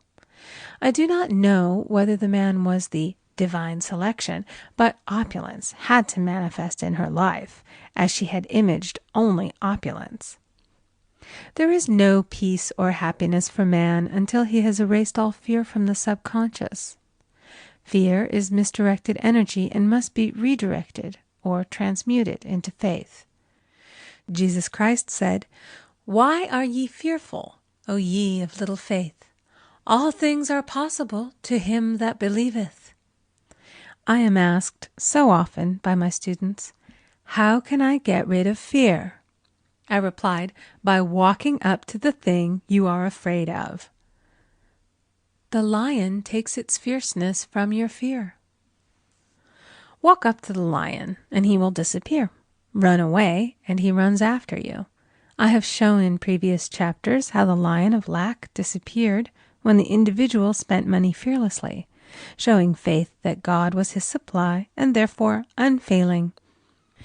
Many of my students have come out of the bondage of poverty and are now bountifully supplied through losing all fear of letting money go out.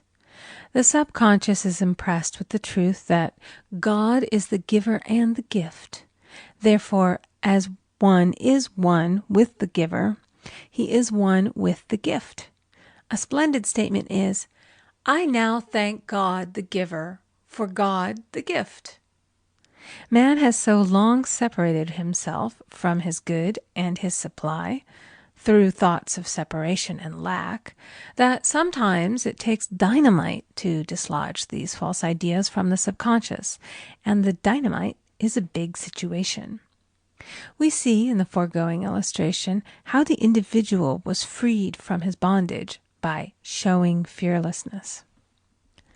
Man should watch himself hourly to detect if his motive for action is fear or faith. Choose ye this day whom we shall serve, fear or faith. Perhaps one's fear is of personality. Then do not avoid the people feared. Be willing to meet them cheerfully, and they will either prove golden links in the chain of one's good, or disappear harmoniously from one's pathway. Perhaps one's fear is of disease or germs. Then one should be fearless and undisturbed in a germ-laden situation, and he would be immune. One can only contract germs while vibrating at the same rate as the germ, and fear drags men down to the level of the germ. Of course, the disease-laden germ is the product of carnal mind, as all thought must objectify.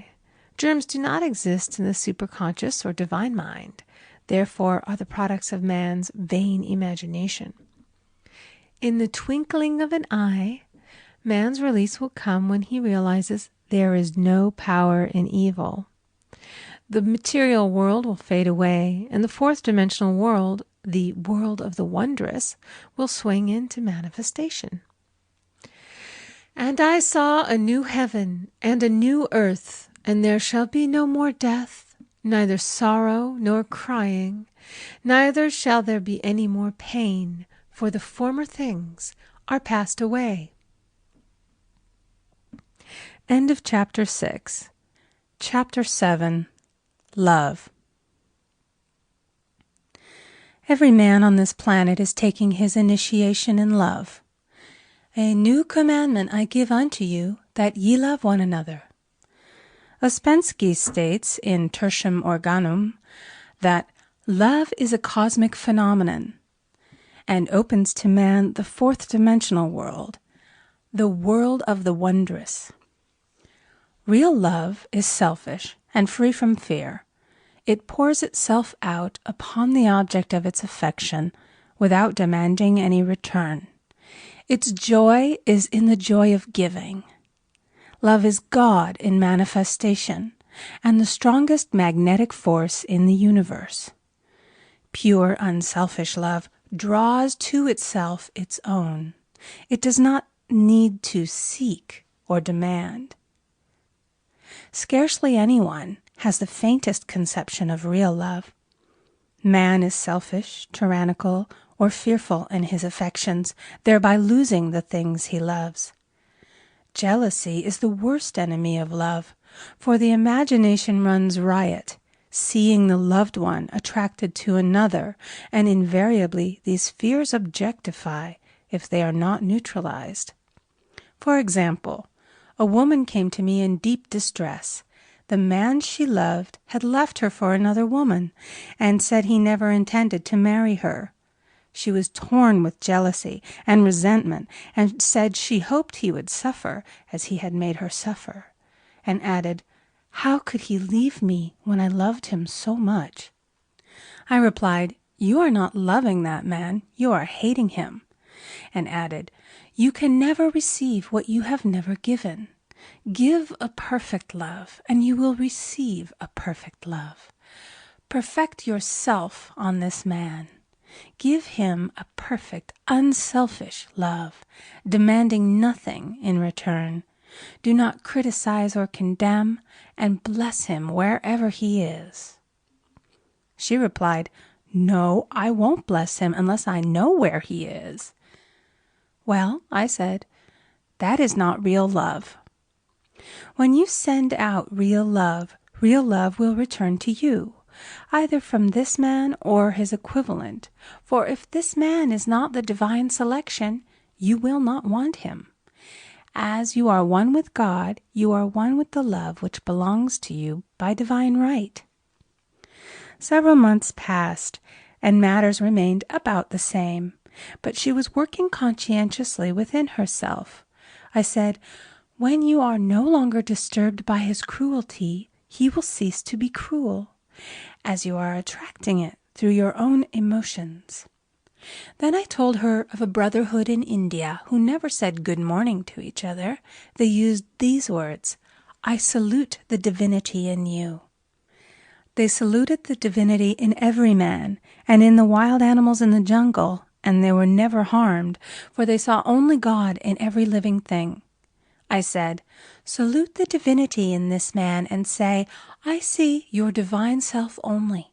I see you as God sees you, perfect, made in his image and likeness.'"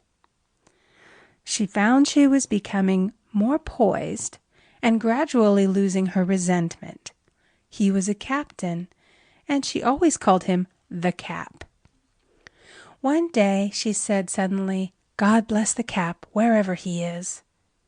I replied, "Now that is real love, and when you have become a complete circle and are no longer disturbed by the situation, you will have his love or attract its equivalent." I was moving at this time and did not have a telephone, so was out of touch with her for a few weeks, when one morning I received a letter saying, "We are married." At the earliest opportunity, I paid her a call. My first words were, "What happened?" "Oh," she exclaimed, "a miracle! One day I woke up and all suffering had ceased.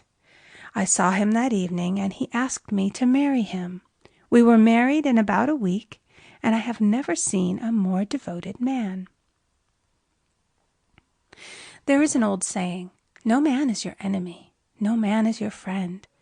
Every man is your teacher." So one should become impersonal and learn what each man has to teach him, and soon he would learn his lessons and be free. The woman's lover was teaching her selfish love, which every man sooner or later must learn. Suffering is not necessary for man's development. It is the result of violation of spiritual law, but few people seem able to rouse themselves from their soul sleep without it. When people are happy, they usually become selfish, and automatically the law of karma is set in action. Man often suffers loss through lack of appreciation. I knew a woman who had a very nice husband, but she said often, "I don't care anything about being married, but that is nothing against my husband. I'm simply not interested in married life."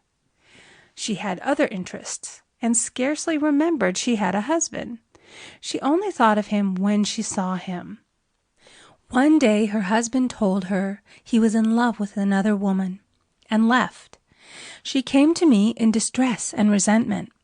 I replied, "It is exactly what you spoke the word for. You said you didn't care anything about being married, so the subconscious worked to get you unmarried." She said, "Oh yes, I see. People get what they want and then feel very much hurt."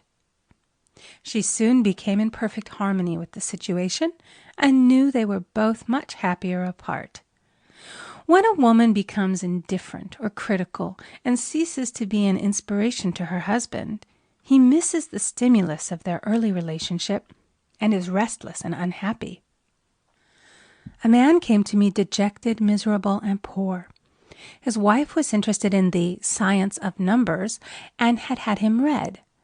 It seems the report was not very favorable, for he said, "My wife says I'll never amount to anything because I am a 2.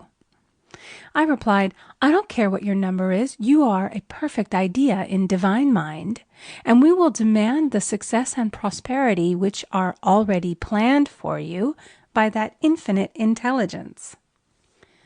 Within a few weeks he had a very fine position, and a year or two later he achieved a brilliant success as a writer. No man is a success in business unless he loves his work. The picture the artist paints for love of his art is his greatest work. The potboiler is always something to live down. No man can attract money if he despises it. Many people are kept in poverty by saying, "Money means nothing to me. I have a contempt for people who have it." This is the reason so many artists are poor. Their contempt for money separates them from it. I remember hearing one artist say of another, "He's no good as an artist, but he has money in the bank." This attitude of mind, of course, separates man from his supply. He must be in harmony with a thing in order to attract it. Money is God in manifestation, as freedom from want and limitation. But it must be always kept in circulation and put to right uses. Hoarding and saving react with grim vengeance. This does not mean that man should not have houses and lots, stocks and bonds, for "the barns of the righteous man shall be full." It means that man should not hoard even the principal if an occasion arises when money is necessary. In letting it go out fearlessly and cheerfully, he opens the way for more to come in, for God is man's unfailing and inexhaustible supply. This is the spiritual attitude towards money, and the great bank of the universal never fails. We see an example of hoarding in the film production of Greed. The woman won $5,000 in a lottery, but would not spend it. She hoarded and saved, let her husband suffer and starve, and eventually she scrubbed floors for a living. She loved the money itself and put it above everything, and one night she was murdered and the money taken from her. This is an example of where love of money is the root of all evil. Money in itself is good and beneficial, but used for destructive purposes, hoarded and saved, or considered more important than love, brings disease and disaster, and the loss of the money itself. Follow the path of love, and all things are added, for God is love, and God is supply. Follow the path of selfishness and greed, and the supply vanishes, or man is separated from it. For example, I knew the case of a very rich woman who hoarded her income. She rarely gave anything away, but bought and bought and bought things for herself. She was very fond of necklaces, and a friend once asked her how many she possessed. She replied, 67. She bought them and put them away, carefully wrapped in tissue paper. Had she used the necklaces, it would have been quite legitimate, but she was violating the law of use. Her closets were filled with clothes she never wore and jewels which never saw the light. The old woman's arms were gradually becoming paralyzed from holding on to things, and eventually she was considered incapable of looking after her affairs, and her wealth was handed over to others to manage. So man, in ignorance of the law, brings about his own destruction. All disease, all unhappiness come from the violation of the law of love. Man's boomerangs of hate, resentment, and criticism come back laden with sickness and sorrow. Love seems almost a lost art, but the man with the knowledge of spiritual law knows it must be regained, for without it he has become as sounding brass and tinkling cymbals. For example, I had a student who came to me month after month to clean her consciousness of resentment. After a while, she arrived at the point where she resented only one woman, but that one woman kept her busy. Little by little, she became poised and harmonious, and one day, all resentment was wiped out. She came in radiant and exclaimed, "You can't understand how I feel. The woman said something to me, and instead of being furious, I was loving and kind.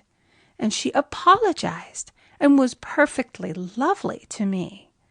No one can understand the marvelous lightness I feel within." Love and goodwill are invaluable in business.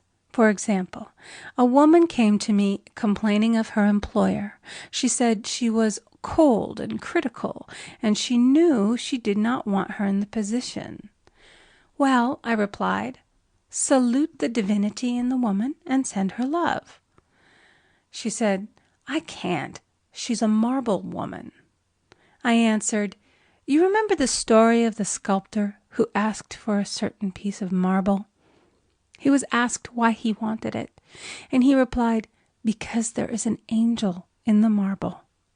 And out of it he produced a wonderful work of art." She said, "Very well, I'll try it." A week later she came back and said, "I did what you told me, and now the woman is very kind," and took me out in her car. People are sometimes filled with remorse for having done someone an unkindness, perhaps years ago. If the wrong cannot be righted, its effect can be neutralized by doing someone a kindness in the present. "This one thing I do, forgetting those things which are behind, and reaching forth unto those things which are before." Sorrow, regret, and remorse tear down the cells of the body and poison the atmosphere of the individual. A woman said to me in deep sorrow, "Treat me to be happy and joyous, for my sorrow makes me so irritable with the members of my family that I keep making more karma." I was asked to treat a woman who was mourning for her daughter. I denied all belief in loss and separation and affirmed that God was the woman's joy, love, and peace.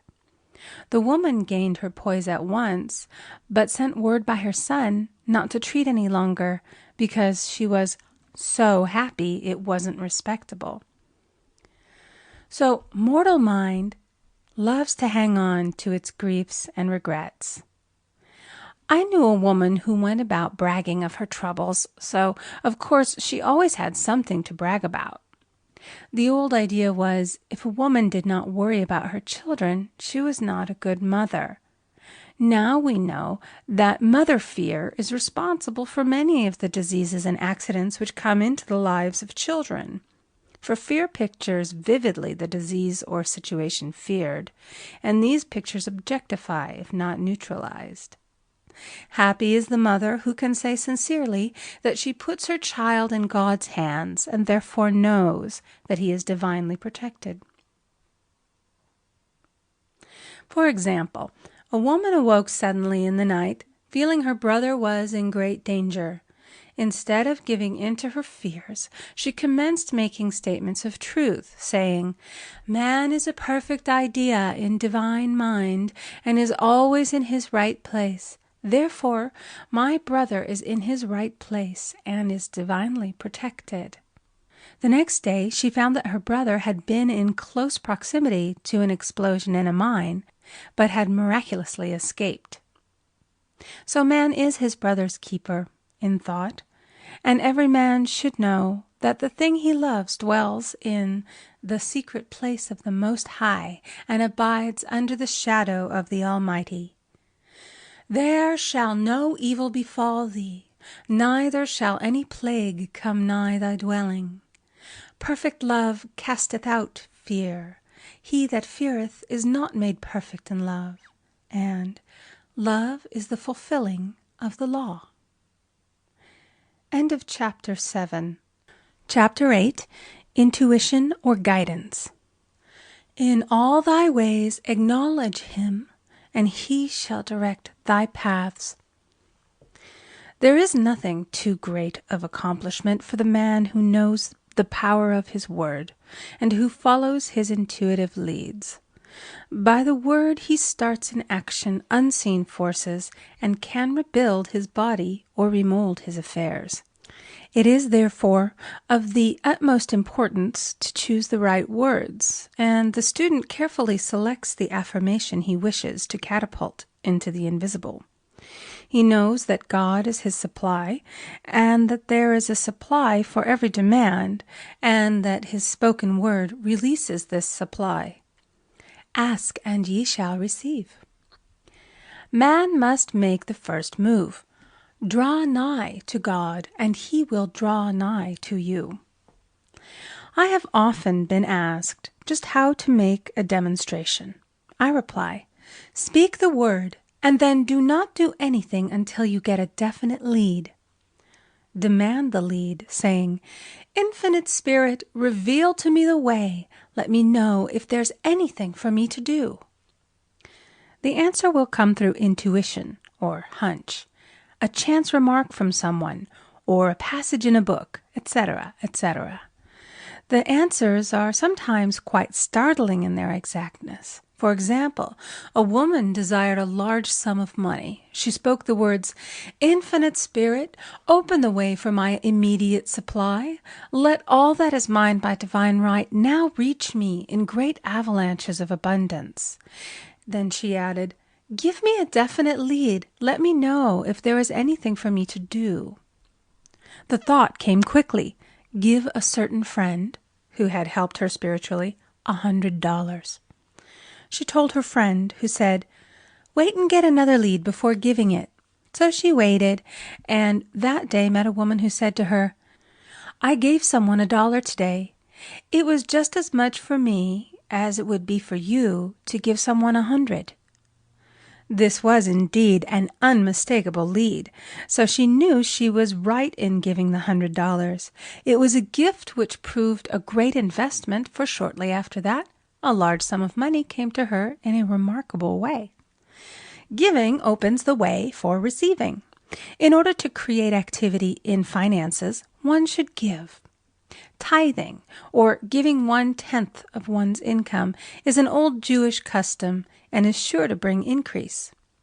Many of the richest men in the country have been tithers and have never known it to fail as an investment. The 10th part goes forth and returns blessed and multiplied, but the gift or tithe must be given with love and cheerfulness, for God loveth a cheerful giver. Bills should be paid cheerfully. All money should be sent forth fearlessly and with a blessing. This attitude of mind makes man master of money.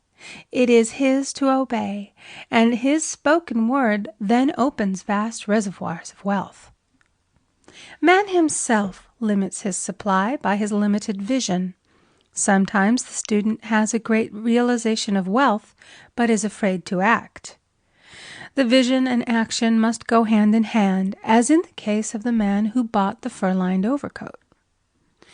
A woman came to me asking me to speak the word for a position. So I demanded, Infinite Spirit, open the way for this woman's right position. Never ask for just a position. Ask for the right position, the place already planned in divine mind, as it is the only one that will give satisfaction.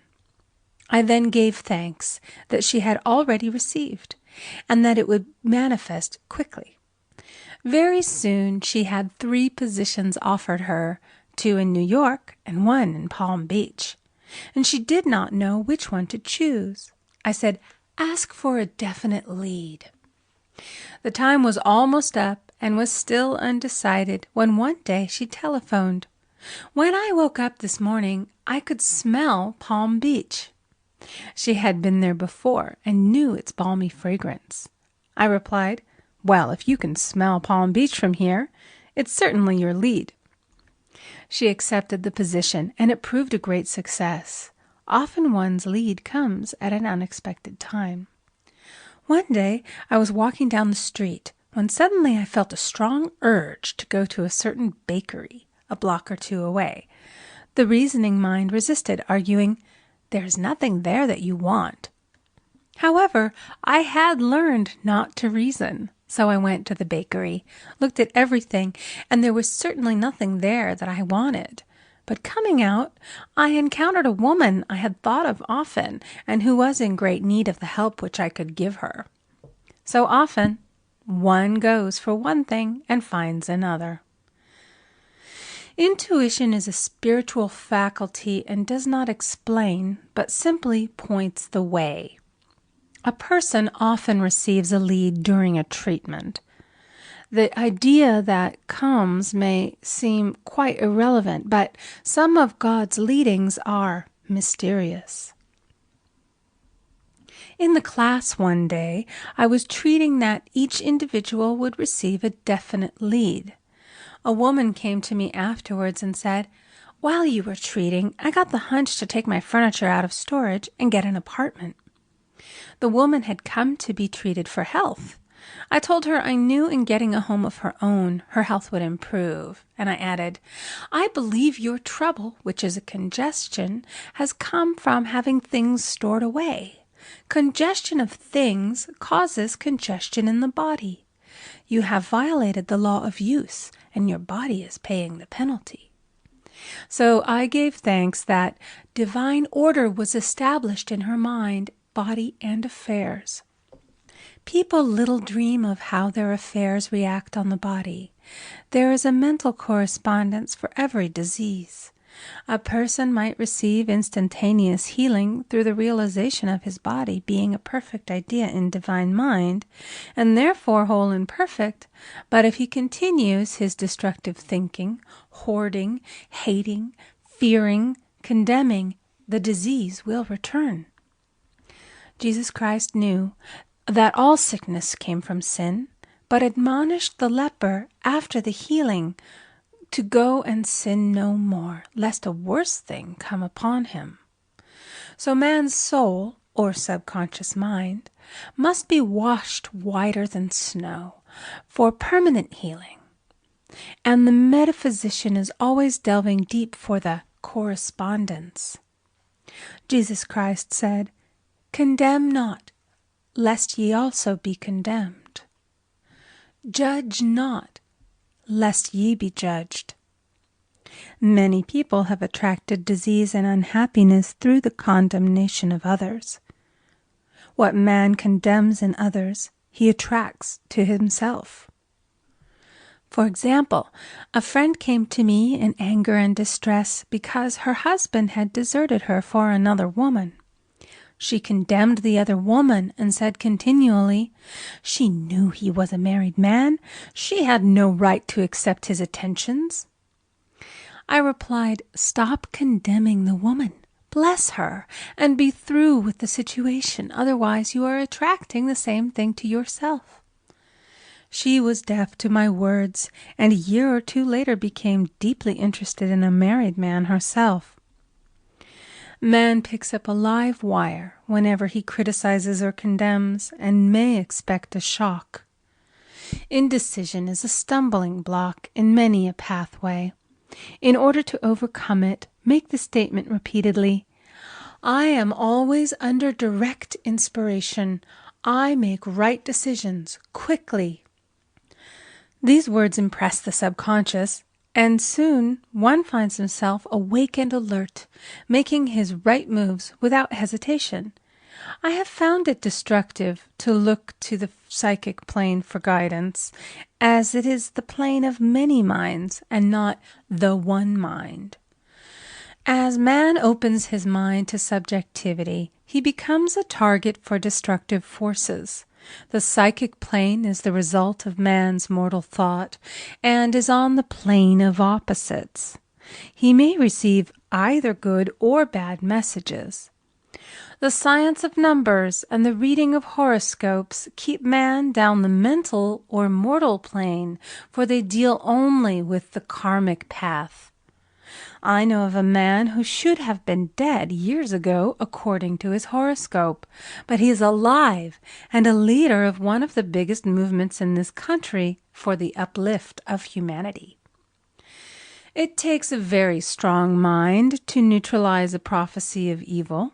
The student should declare, "Every false prophecy shall come to naught.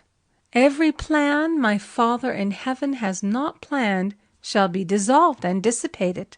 The divine idea now comes to pass." However, if any good message has ever been given one, of coming happiness or wealth, harbor and expect it, and it will manifest sooner or later through the law of expectancy. Man's will should be used to back the universal will. I will that the will of God be done. It is God's will to give every man every righteous desire of his heart, and man's will should be used to hold the perfect vision, without wavering. The prodigal son said, "I will arise and go to my father." It is indeed often an effort of the will to leave the husks and swine of mortal thinking. It is so much easier for the average person to have fear than faith. So faith is an effort of the will. As man becomes spiritually awakened, he recognizes that any external inharmony is the correspondence of mental inharmony. If he stumbles or falls, he may know he is stumbling or falling in consciousness. One day a student was walking along the street, condemning someone in her thoughts. She was saying mentally, "That woman is the most disagreeable woman on earth," when suddenly 3 Boy Scouts rushed around the corner and almost knocked her over. She did not condemn the Boy Scouts, but immediately called on the law of forgiveness and saluted the divinity in the woman. Wisdom's ways are ways of pleasantness, and all her paths are peace. When one has made his demands upon the universal, he must be ready for surprises. Everything may seem to be going wrong, when in reality it is going right. For example, a woman was told that there was no loss in divine mind. Therefore, she could not lose anything which belonged to her. Anything lost would be returned, or she would receive its equivalent. Several years previously, she had lost $2,000. She had loaned the money to a relative during her lifetime, but the relative had died, leaving no mention of it in her will. The woman was resentful and angry, and as she had no written statement of the transaction, she never received the money, so she determined to deny the loss and collect the $2,000 from the Bank of the Universal. She had to begin by forgiving the woman, as resentment and unforgiveness closed the door of this wonderful bank. She made this statement, "I deny loss. There is no loss in divine mind. Therefore, I cannot lose the $2,000 which belong to me by divine right. As one door shuts, another opens." She was living in an apartment house which was for sale, and in the lease was a clause stating that if the house was sold, the tenants would be required to move out within 90 days. Suddenly, the landlord broke the leases and raised the rent. Again, injustice was on her pathway, but this time she was undisturbed. She blessed the landlord and said, "As the rent has been raised, it means that I'll be that much richer, for God is my supply."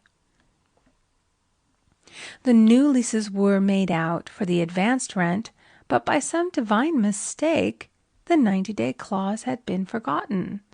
Soon after, the landlord had an opportunity to sell the house. On account of the mistake in the new leases, the tenants held possession for another year. The agent offered each tenant $200 if he would vacate. Several families moved. 3 remained, including the woman. A month or 2 passed, and the agent again appeared. This time he said to the woman, "Will you break your lease for the sum of $1,500? It flashed upon her, here comes the $2,000. She remembered having said to friends in the house, "We will all act together if anything more is said about leaving." So her lead was to consult her friends. These friends said, "Well, if they have offered you $1,500, they will certainly give $2,000. So she received a check for $2,000 for giving up the apartment. It was certainly a remarkable working of the law, and the apparent injustice was merely an opening for the way for her demonstration. It proved that there is no loss, and when man takes his spiritual stand, he collects all that is his from this great reservoir of good. I will restore to you the years the locusts have eaten. The locusts are the doubts, fears, resentments, and regrets of mortal thinking. These adverse thoughts alone rob man, for no man gives to himself but himself, and no man takes away from himself but himself.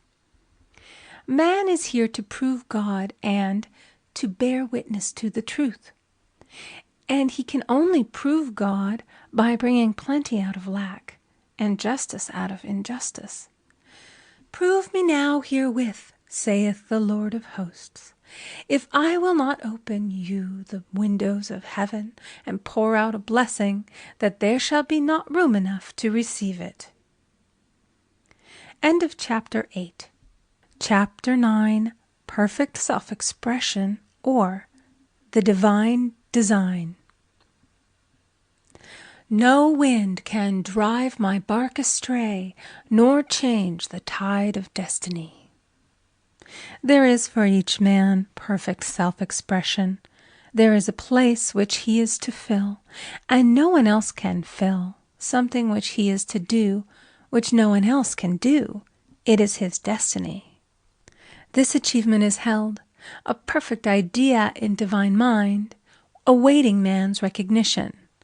As the imaging faculty is the creative faculty, it is necessary for man to see the idea before it can manifest.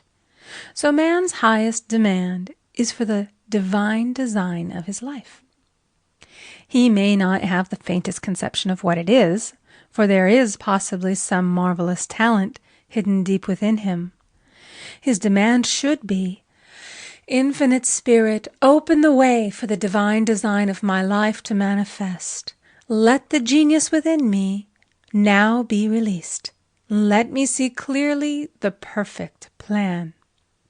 The perfect plan includes health, wealth, love, and perfect self-expression. This is the square of life, which brings perfect happiness. When one has made this demand, he may find great changes taking place in his life, for nearly every man has wandered far from the divine design. I know in one woman's case it was as though a cyclone had struck her affairs, but readjustments came quickly, and new and wonderful conditions took the place of old ones. Perfect self-expression will never be labor, but of such absorbing interest that it will seem almost like play. The student knows also, as man comes into the world financed by God, the supply needed for his perfect self-expression will be at hand. Many a genius has struggled for years with the problem of supply, when his spoken word and faith would have released quickly the necessary funds. For example, after the class one day, a man came to me and handed me a cent. He said, I have just 7 cents in the world, and I'm going to give you 1, for I have faith in the power of your spoken word. I want you to speak the word for my perfect self-expression and prosperity. I spoke the word and did not see him again until a year later. He came in one day, successful and happy, with a roll of yellow bills in a pocket. He said, Immediately after you spoke the word, I had a position offered me in a distant city, and am now demonstrating health, happiness, and supply. A woman's self-expression may be in becoming a perfect wife, a perfect mother, a perfect homemaker, and not necessarily in having a public career. Demand definite leads, and the way will be made easy and successful. One should not visualize or force a mental picture. When he demands the divine design, to come into his conscious mind. He will receive flashes of inspiration and begin to see himself making some great accomplishment. This is the picture or idea he must hold without wavering. The thing man seeks is seeking him. The telephone was seeking Bell. Parents should never force careers and professions upon their children. With a knowledge of spiritual truth, the divine plan could be spoken for early in childhood or prenatally. A prenatal treatment should be, let the God in this child have perfect self-expression. Let the divine design of his mind, body, and affairs be made manifest throughout his life, throughout eternity. God's will be done, not man's. God's pattern, not man's pattern, is the command we find running through all the scriptures, and the Bible is a book dealing with the science of the mind. It is a book telling man how to release his soul or subconscious mind from bondage. The battles described are pictures of man waging war against mortal thoughts. A man's foes shall be they of his own household. Every man is Jehoshaphat, and every man is David, who slays Goliath, mortal thinking, with the little white stone, faith. So man must be careful that he is not the wicked and slothful servant who buried his talent. There is a terrible penalty to be paid for not using one's ability.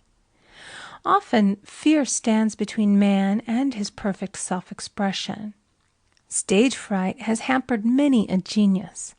This may be overcome by the spoken word or treatment. The individual then loses all self-consciousness and feels simply that he is a channel for infinite intelligence to express itself through. He is under direct inspiration, fearless and confident, for he feels that it is the Father within who does the work. A young boy came often to my class with his mother. He asked me to speak the word for his coming examinations at school. I told him to make the statement, I am one with infinite intelligence. I know everything I should know on this subject. He had an excellent knowledge of history, but was not sure of his arithmetic. I saw him afterwards, and he said, I spoke the word for my arithmetic and passed with the highest honors, but I thought I could depend upon myself for history and got a very poor mark. Man often receives a setback when he is too sure of himself, which means he is trusting to his personality and not the Father within. Another of my students gave me an example of this. She took an extended trip abroad one summer, visiting many countries where she was ignorant of the languages. She was calling for guidance and protection every minute, and her affairs went smoothly and miraculously. Her luggage was never delayed nor lost. Accommodations were always ready for her at the best hotels, and she had perfect service wherever she went. She returned to New York. Knowing the language, she felt God was no longer necessary, so looked after her affairs in an ordinary manner. Everything went wrong. Her trunks delayed, amid inharmony and confusion. The student must form the habit of practicing the presence of God every minute. In all thy ways acknowledge him. Nothing is too small or too great. Sometimes an insignificant incident may be the turning point in a man's life. Robert Fulton, watching some boiling water simmering in a tea kettle, saw a steamboat. I have seen a student often keep back his demonstration through resistance or pointing the way. He pins his faith to one channel only and dictates just the way he desires the manifestation to come, which brings things to a standstill. My way, not your way, is the command of infinite intelligence. Like all power, be it steam or electricity, it must have a non-resistant engine or instrument to work through, and man is that engine or instrument. Over and over again, man is told to stand still. O Judah, fear not, but tomorrow go out against them. for the Lord will be with you. You shall not need to fight this battle. Set yourselves, stand ye still, and see the salvation of the Lord with you.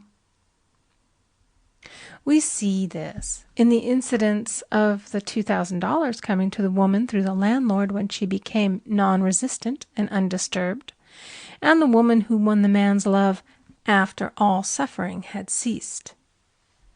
The student's goal is poise. Poise is power, for it gives God power a chance to rush through man, to will and to do its good pleasure. Poised, he thinks clearly and makes right decisions quickly. He never misses a trick. Anger blurs the visions, poisons the blood, is the root of many diseases, and causes wrong decision, leading to failure. It has been named one of the worst sins, as its reaction is so harmful. The student learns that in metaphysics, sin has a much broader meaning than in the old teaching. Whatsoever is not of faith is sin. He finds that fear and worry are deadly sins. They are inverted faith, and through distorted mental pictures bring to pass the thing he fears.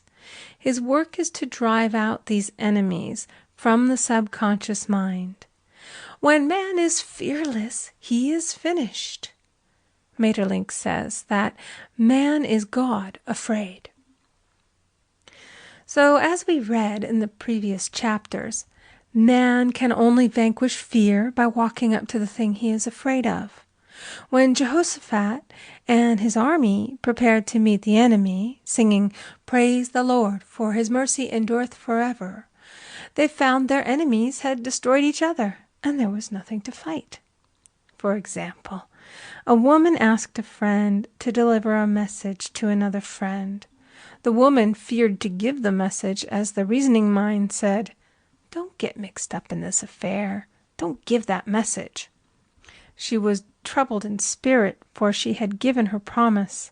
At last she determined to walk up to the lion and call on the law of divine protection.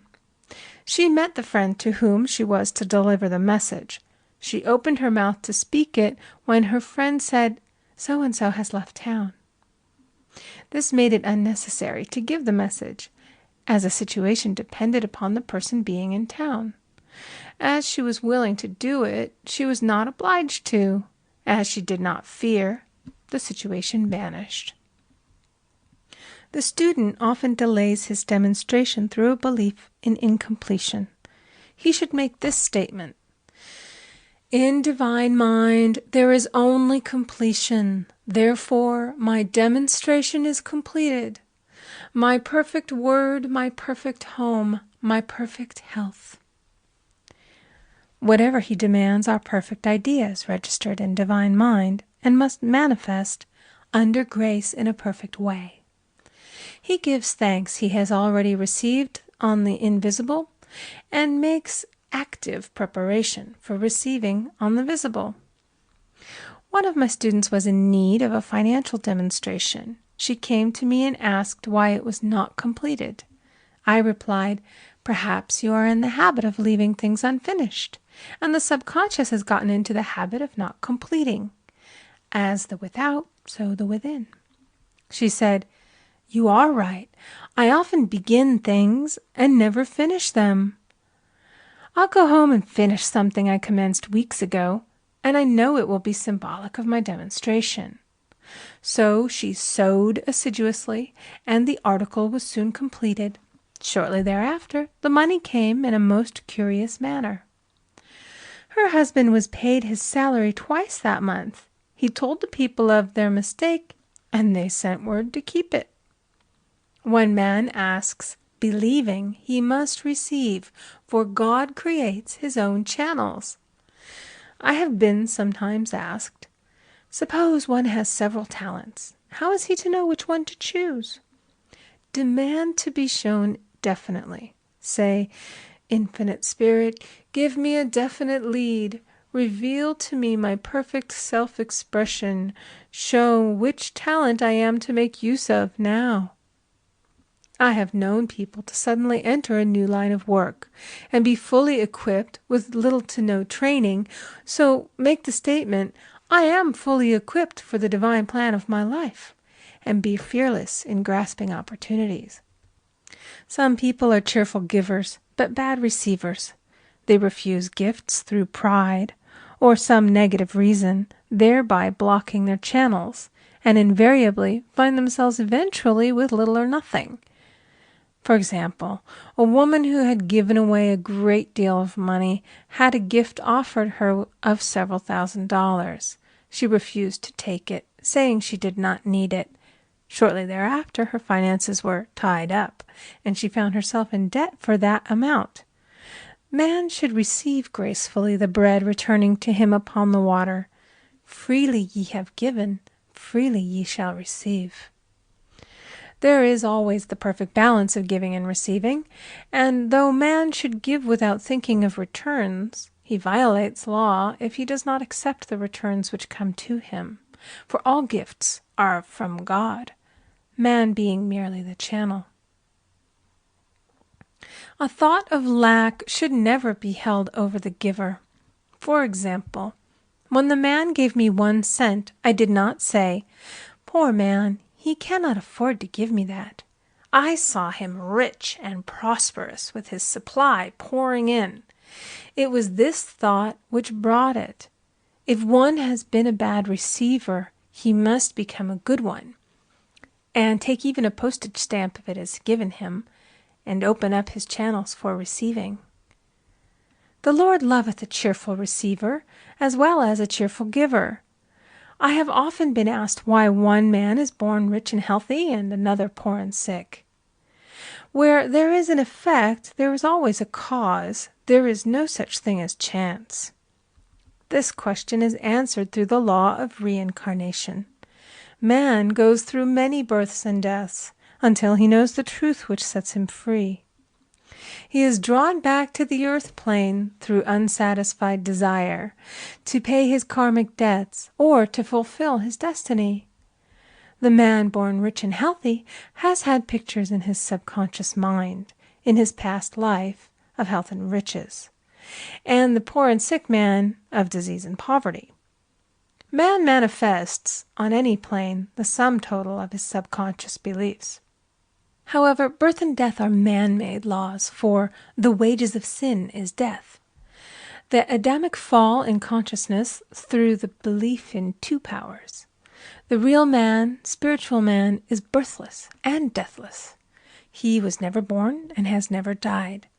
As he was in the beginning, he is now and shall ever be.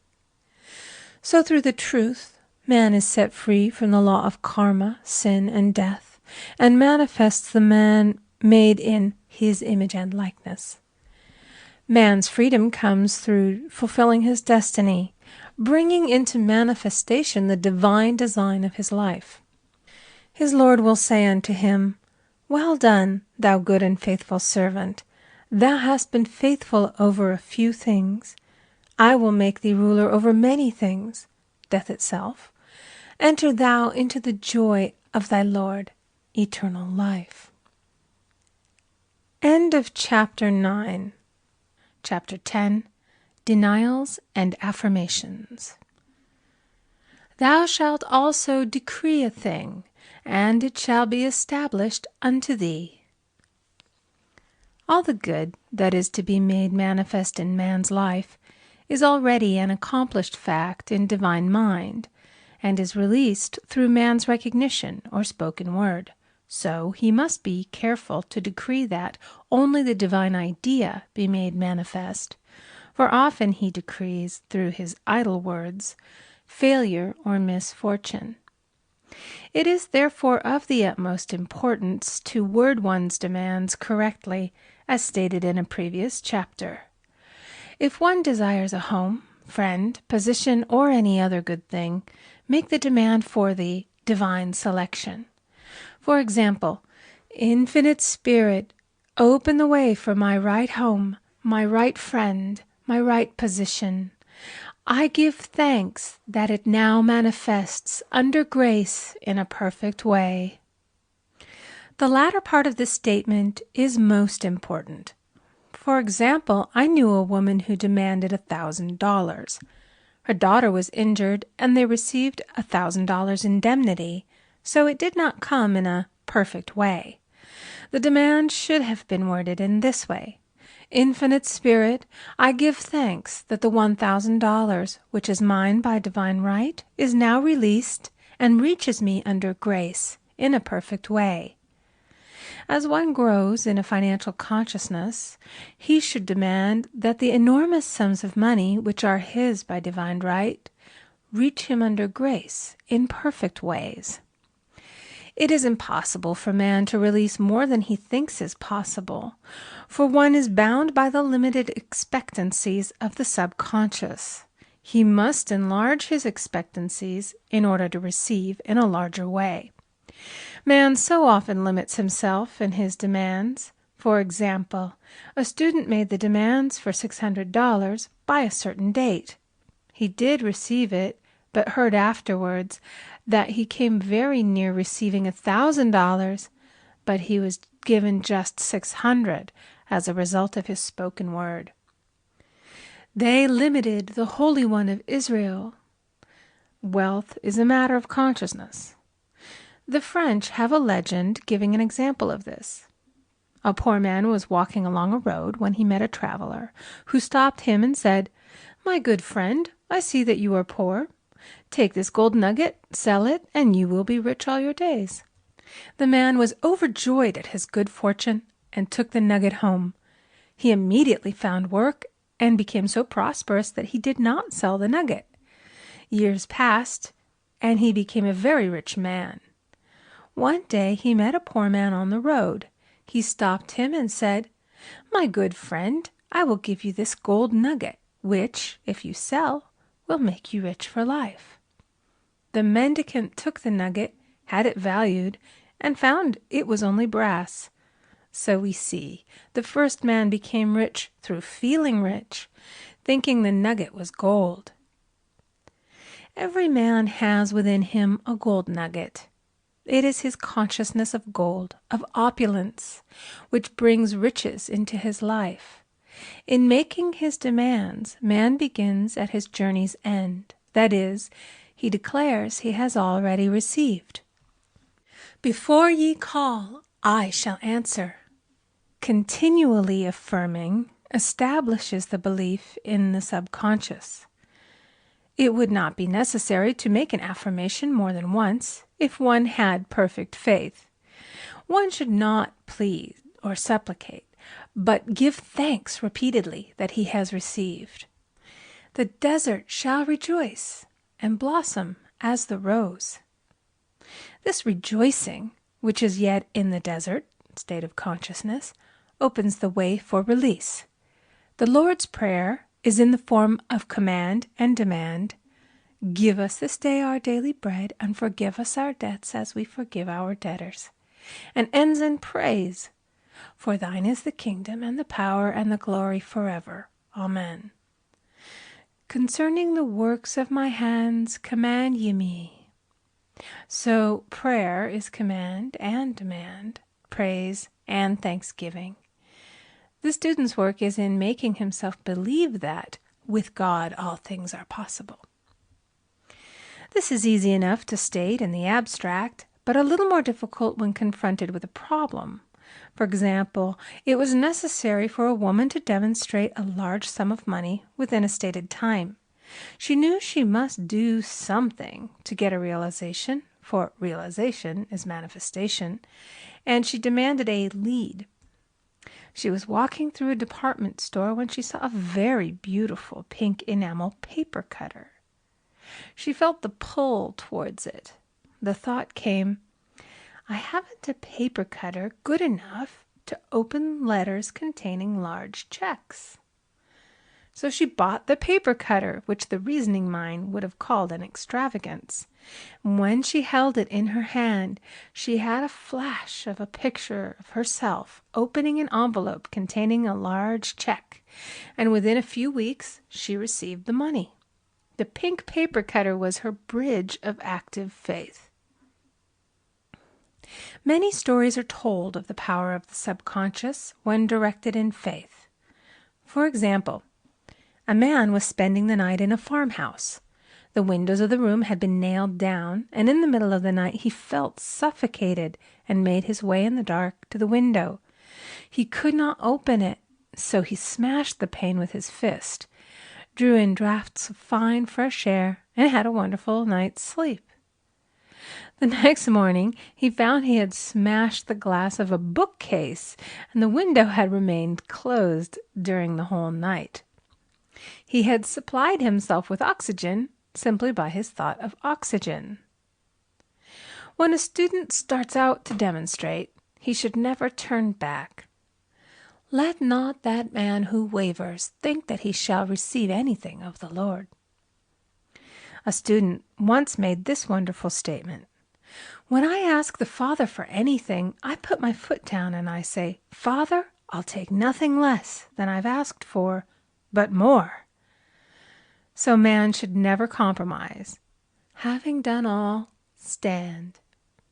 This is sometimes the most difficult time of demonstrating. The temptation comes to give up, to turn back, to compromise. He also serves who only stands and waits. Demonstrations often come at the 11th hour because man then lets go, that is, stops reasoning, and infinite intelligence has a chance to work. Man's dreary desires are answered drearily, and his impatient desires long delayed or violently fulfilled. For example, a woman asked me why it was she was constantly losing or breaking her glasses. We found she often said to herself and others with vexation, "I wish I could get rid of my glasses." So her impatient desire was violently fulfilled.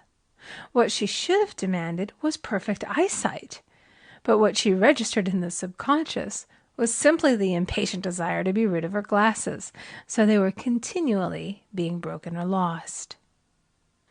Two attitudes of mind cause loss: depreciation, as in the case of the woman who did not appreciate her husband, or fear of loss, which makes a picture of loss in the subconscious. When a student is able to let go of his problem, cast his burden, he will have instantaneous manifestation. For example, a woman was out during a very stormy day, and her umbrella was blown inside out. She was about to make a call on some people whom she had never met, and she did not wish to make her first appearance with a dilapidated umbrella. She could not throw it away, as it did not belong to her. So in desperation she exclaimed, "Oh God, you take charge of this umbrella. I don't know what to do." A moment later a voice behind her said, "Lady, do you want your umbrella mended?"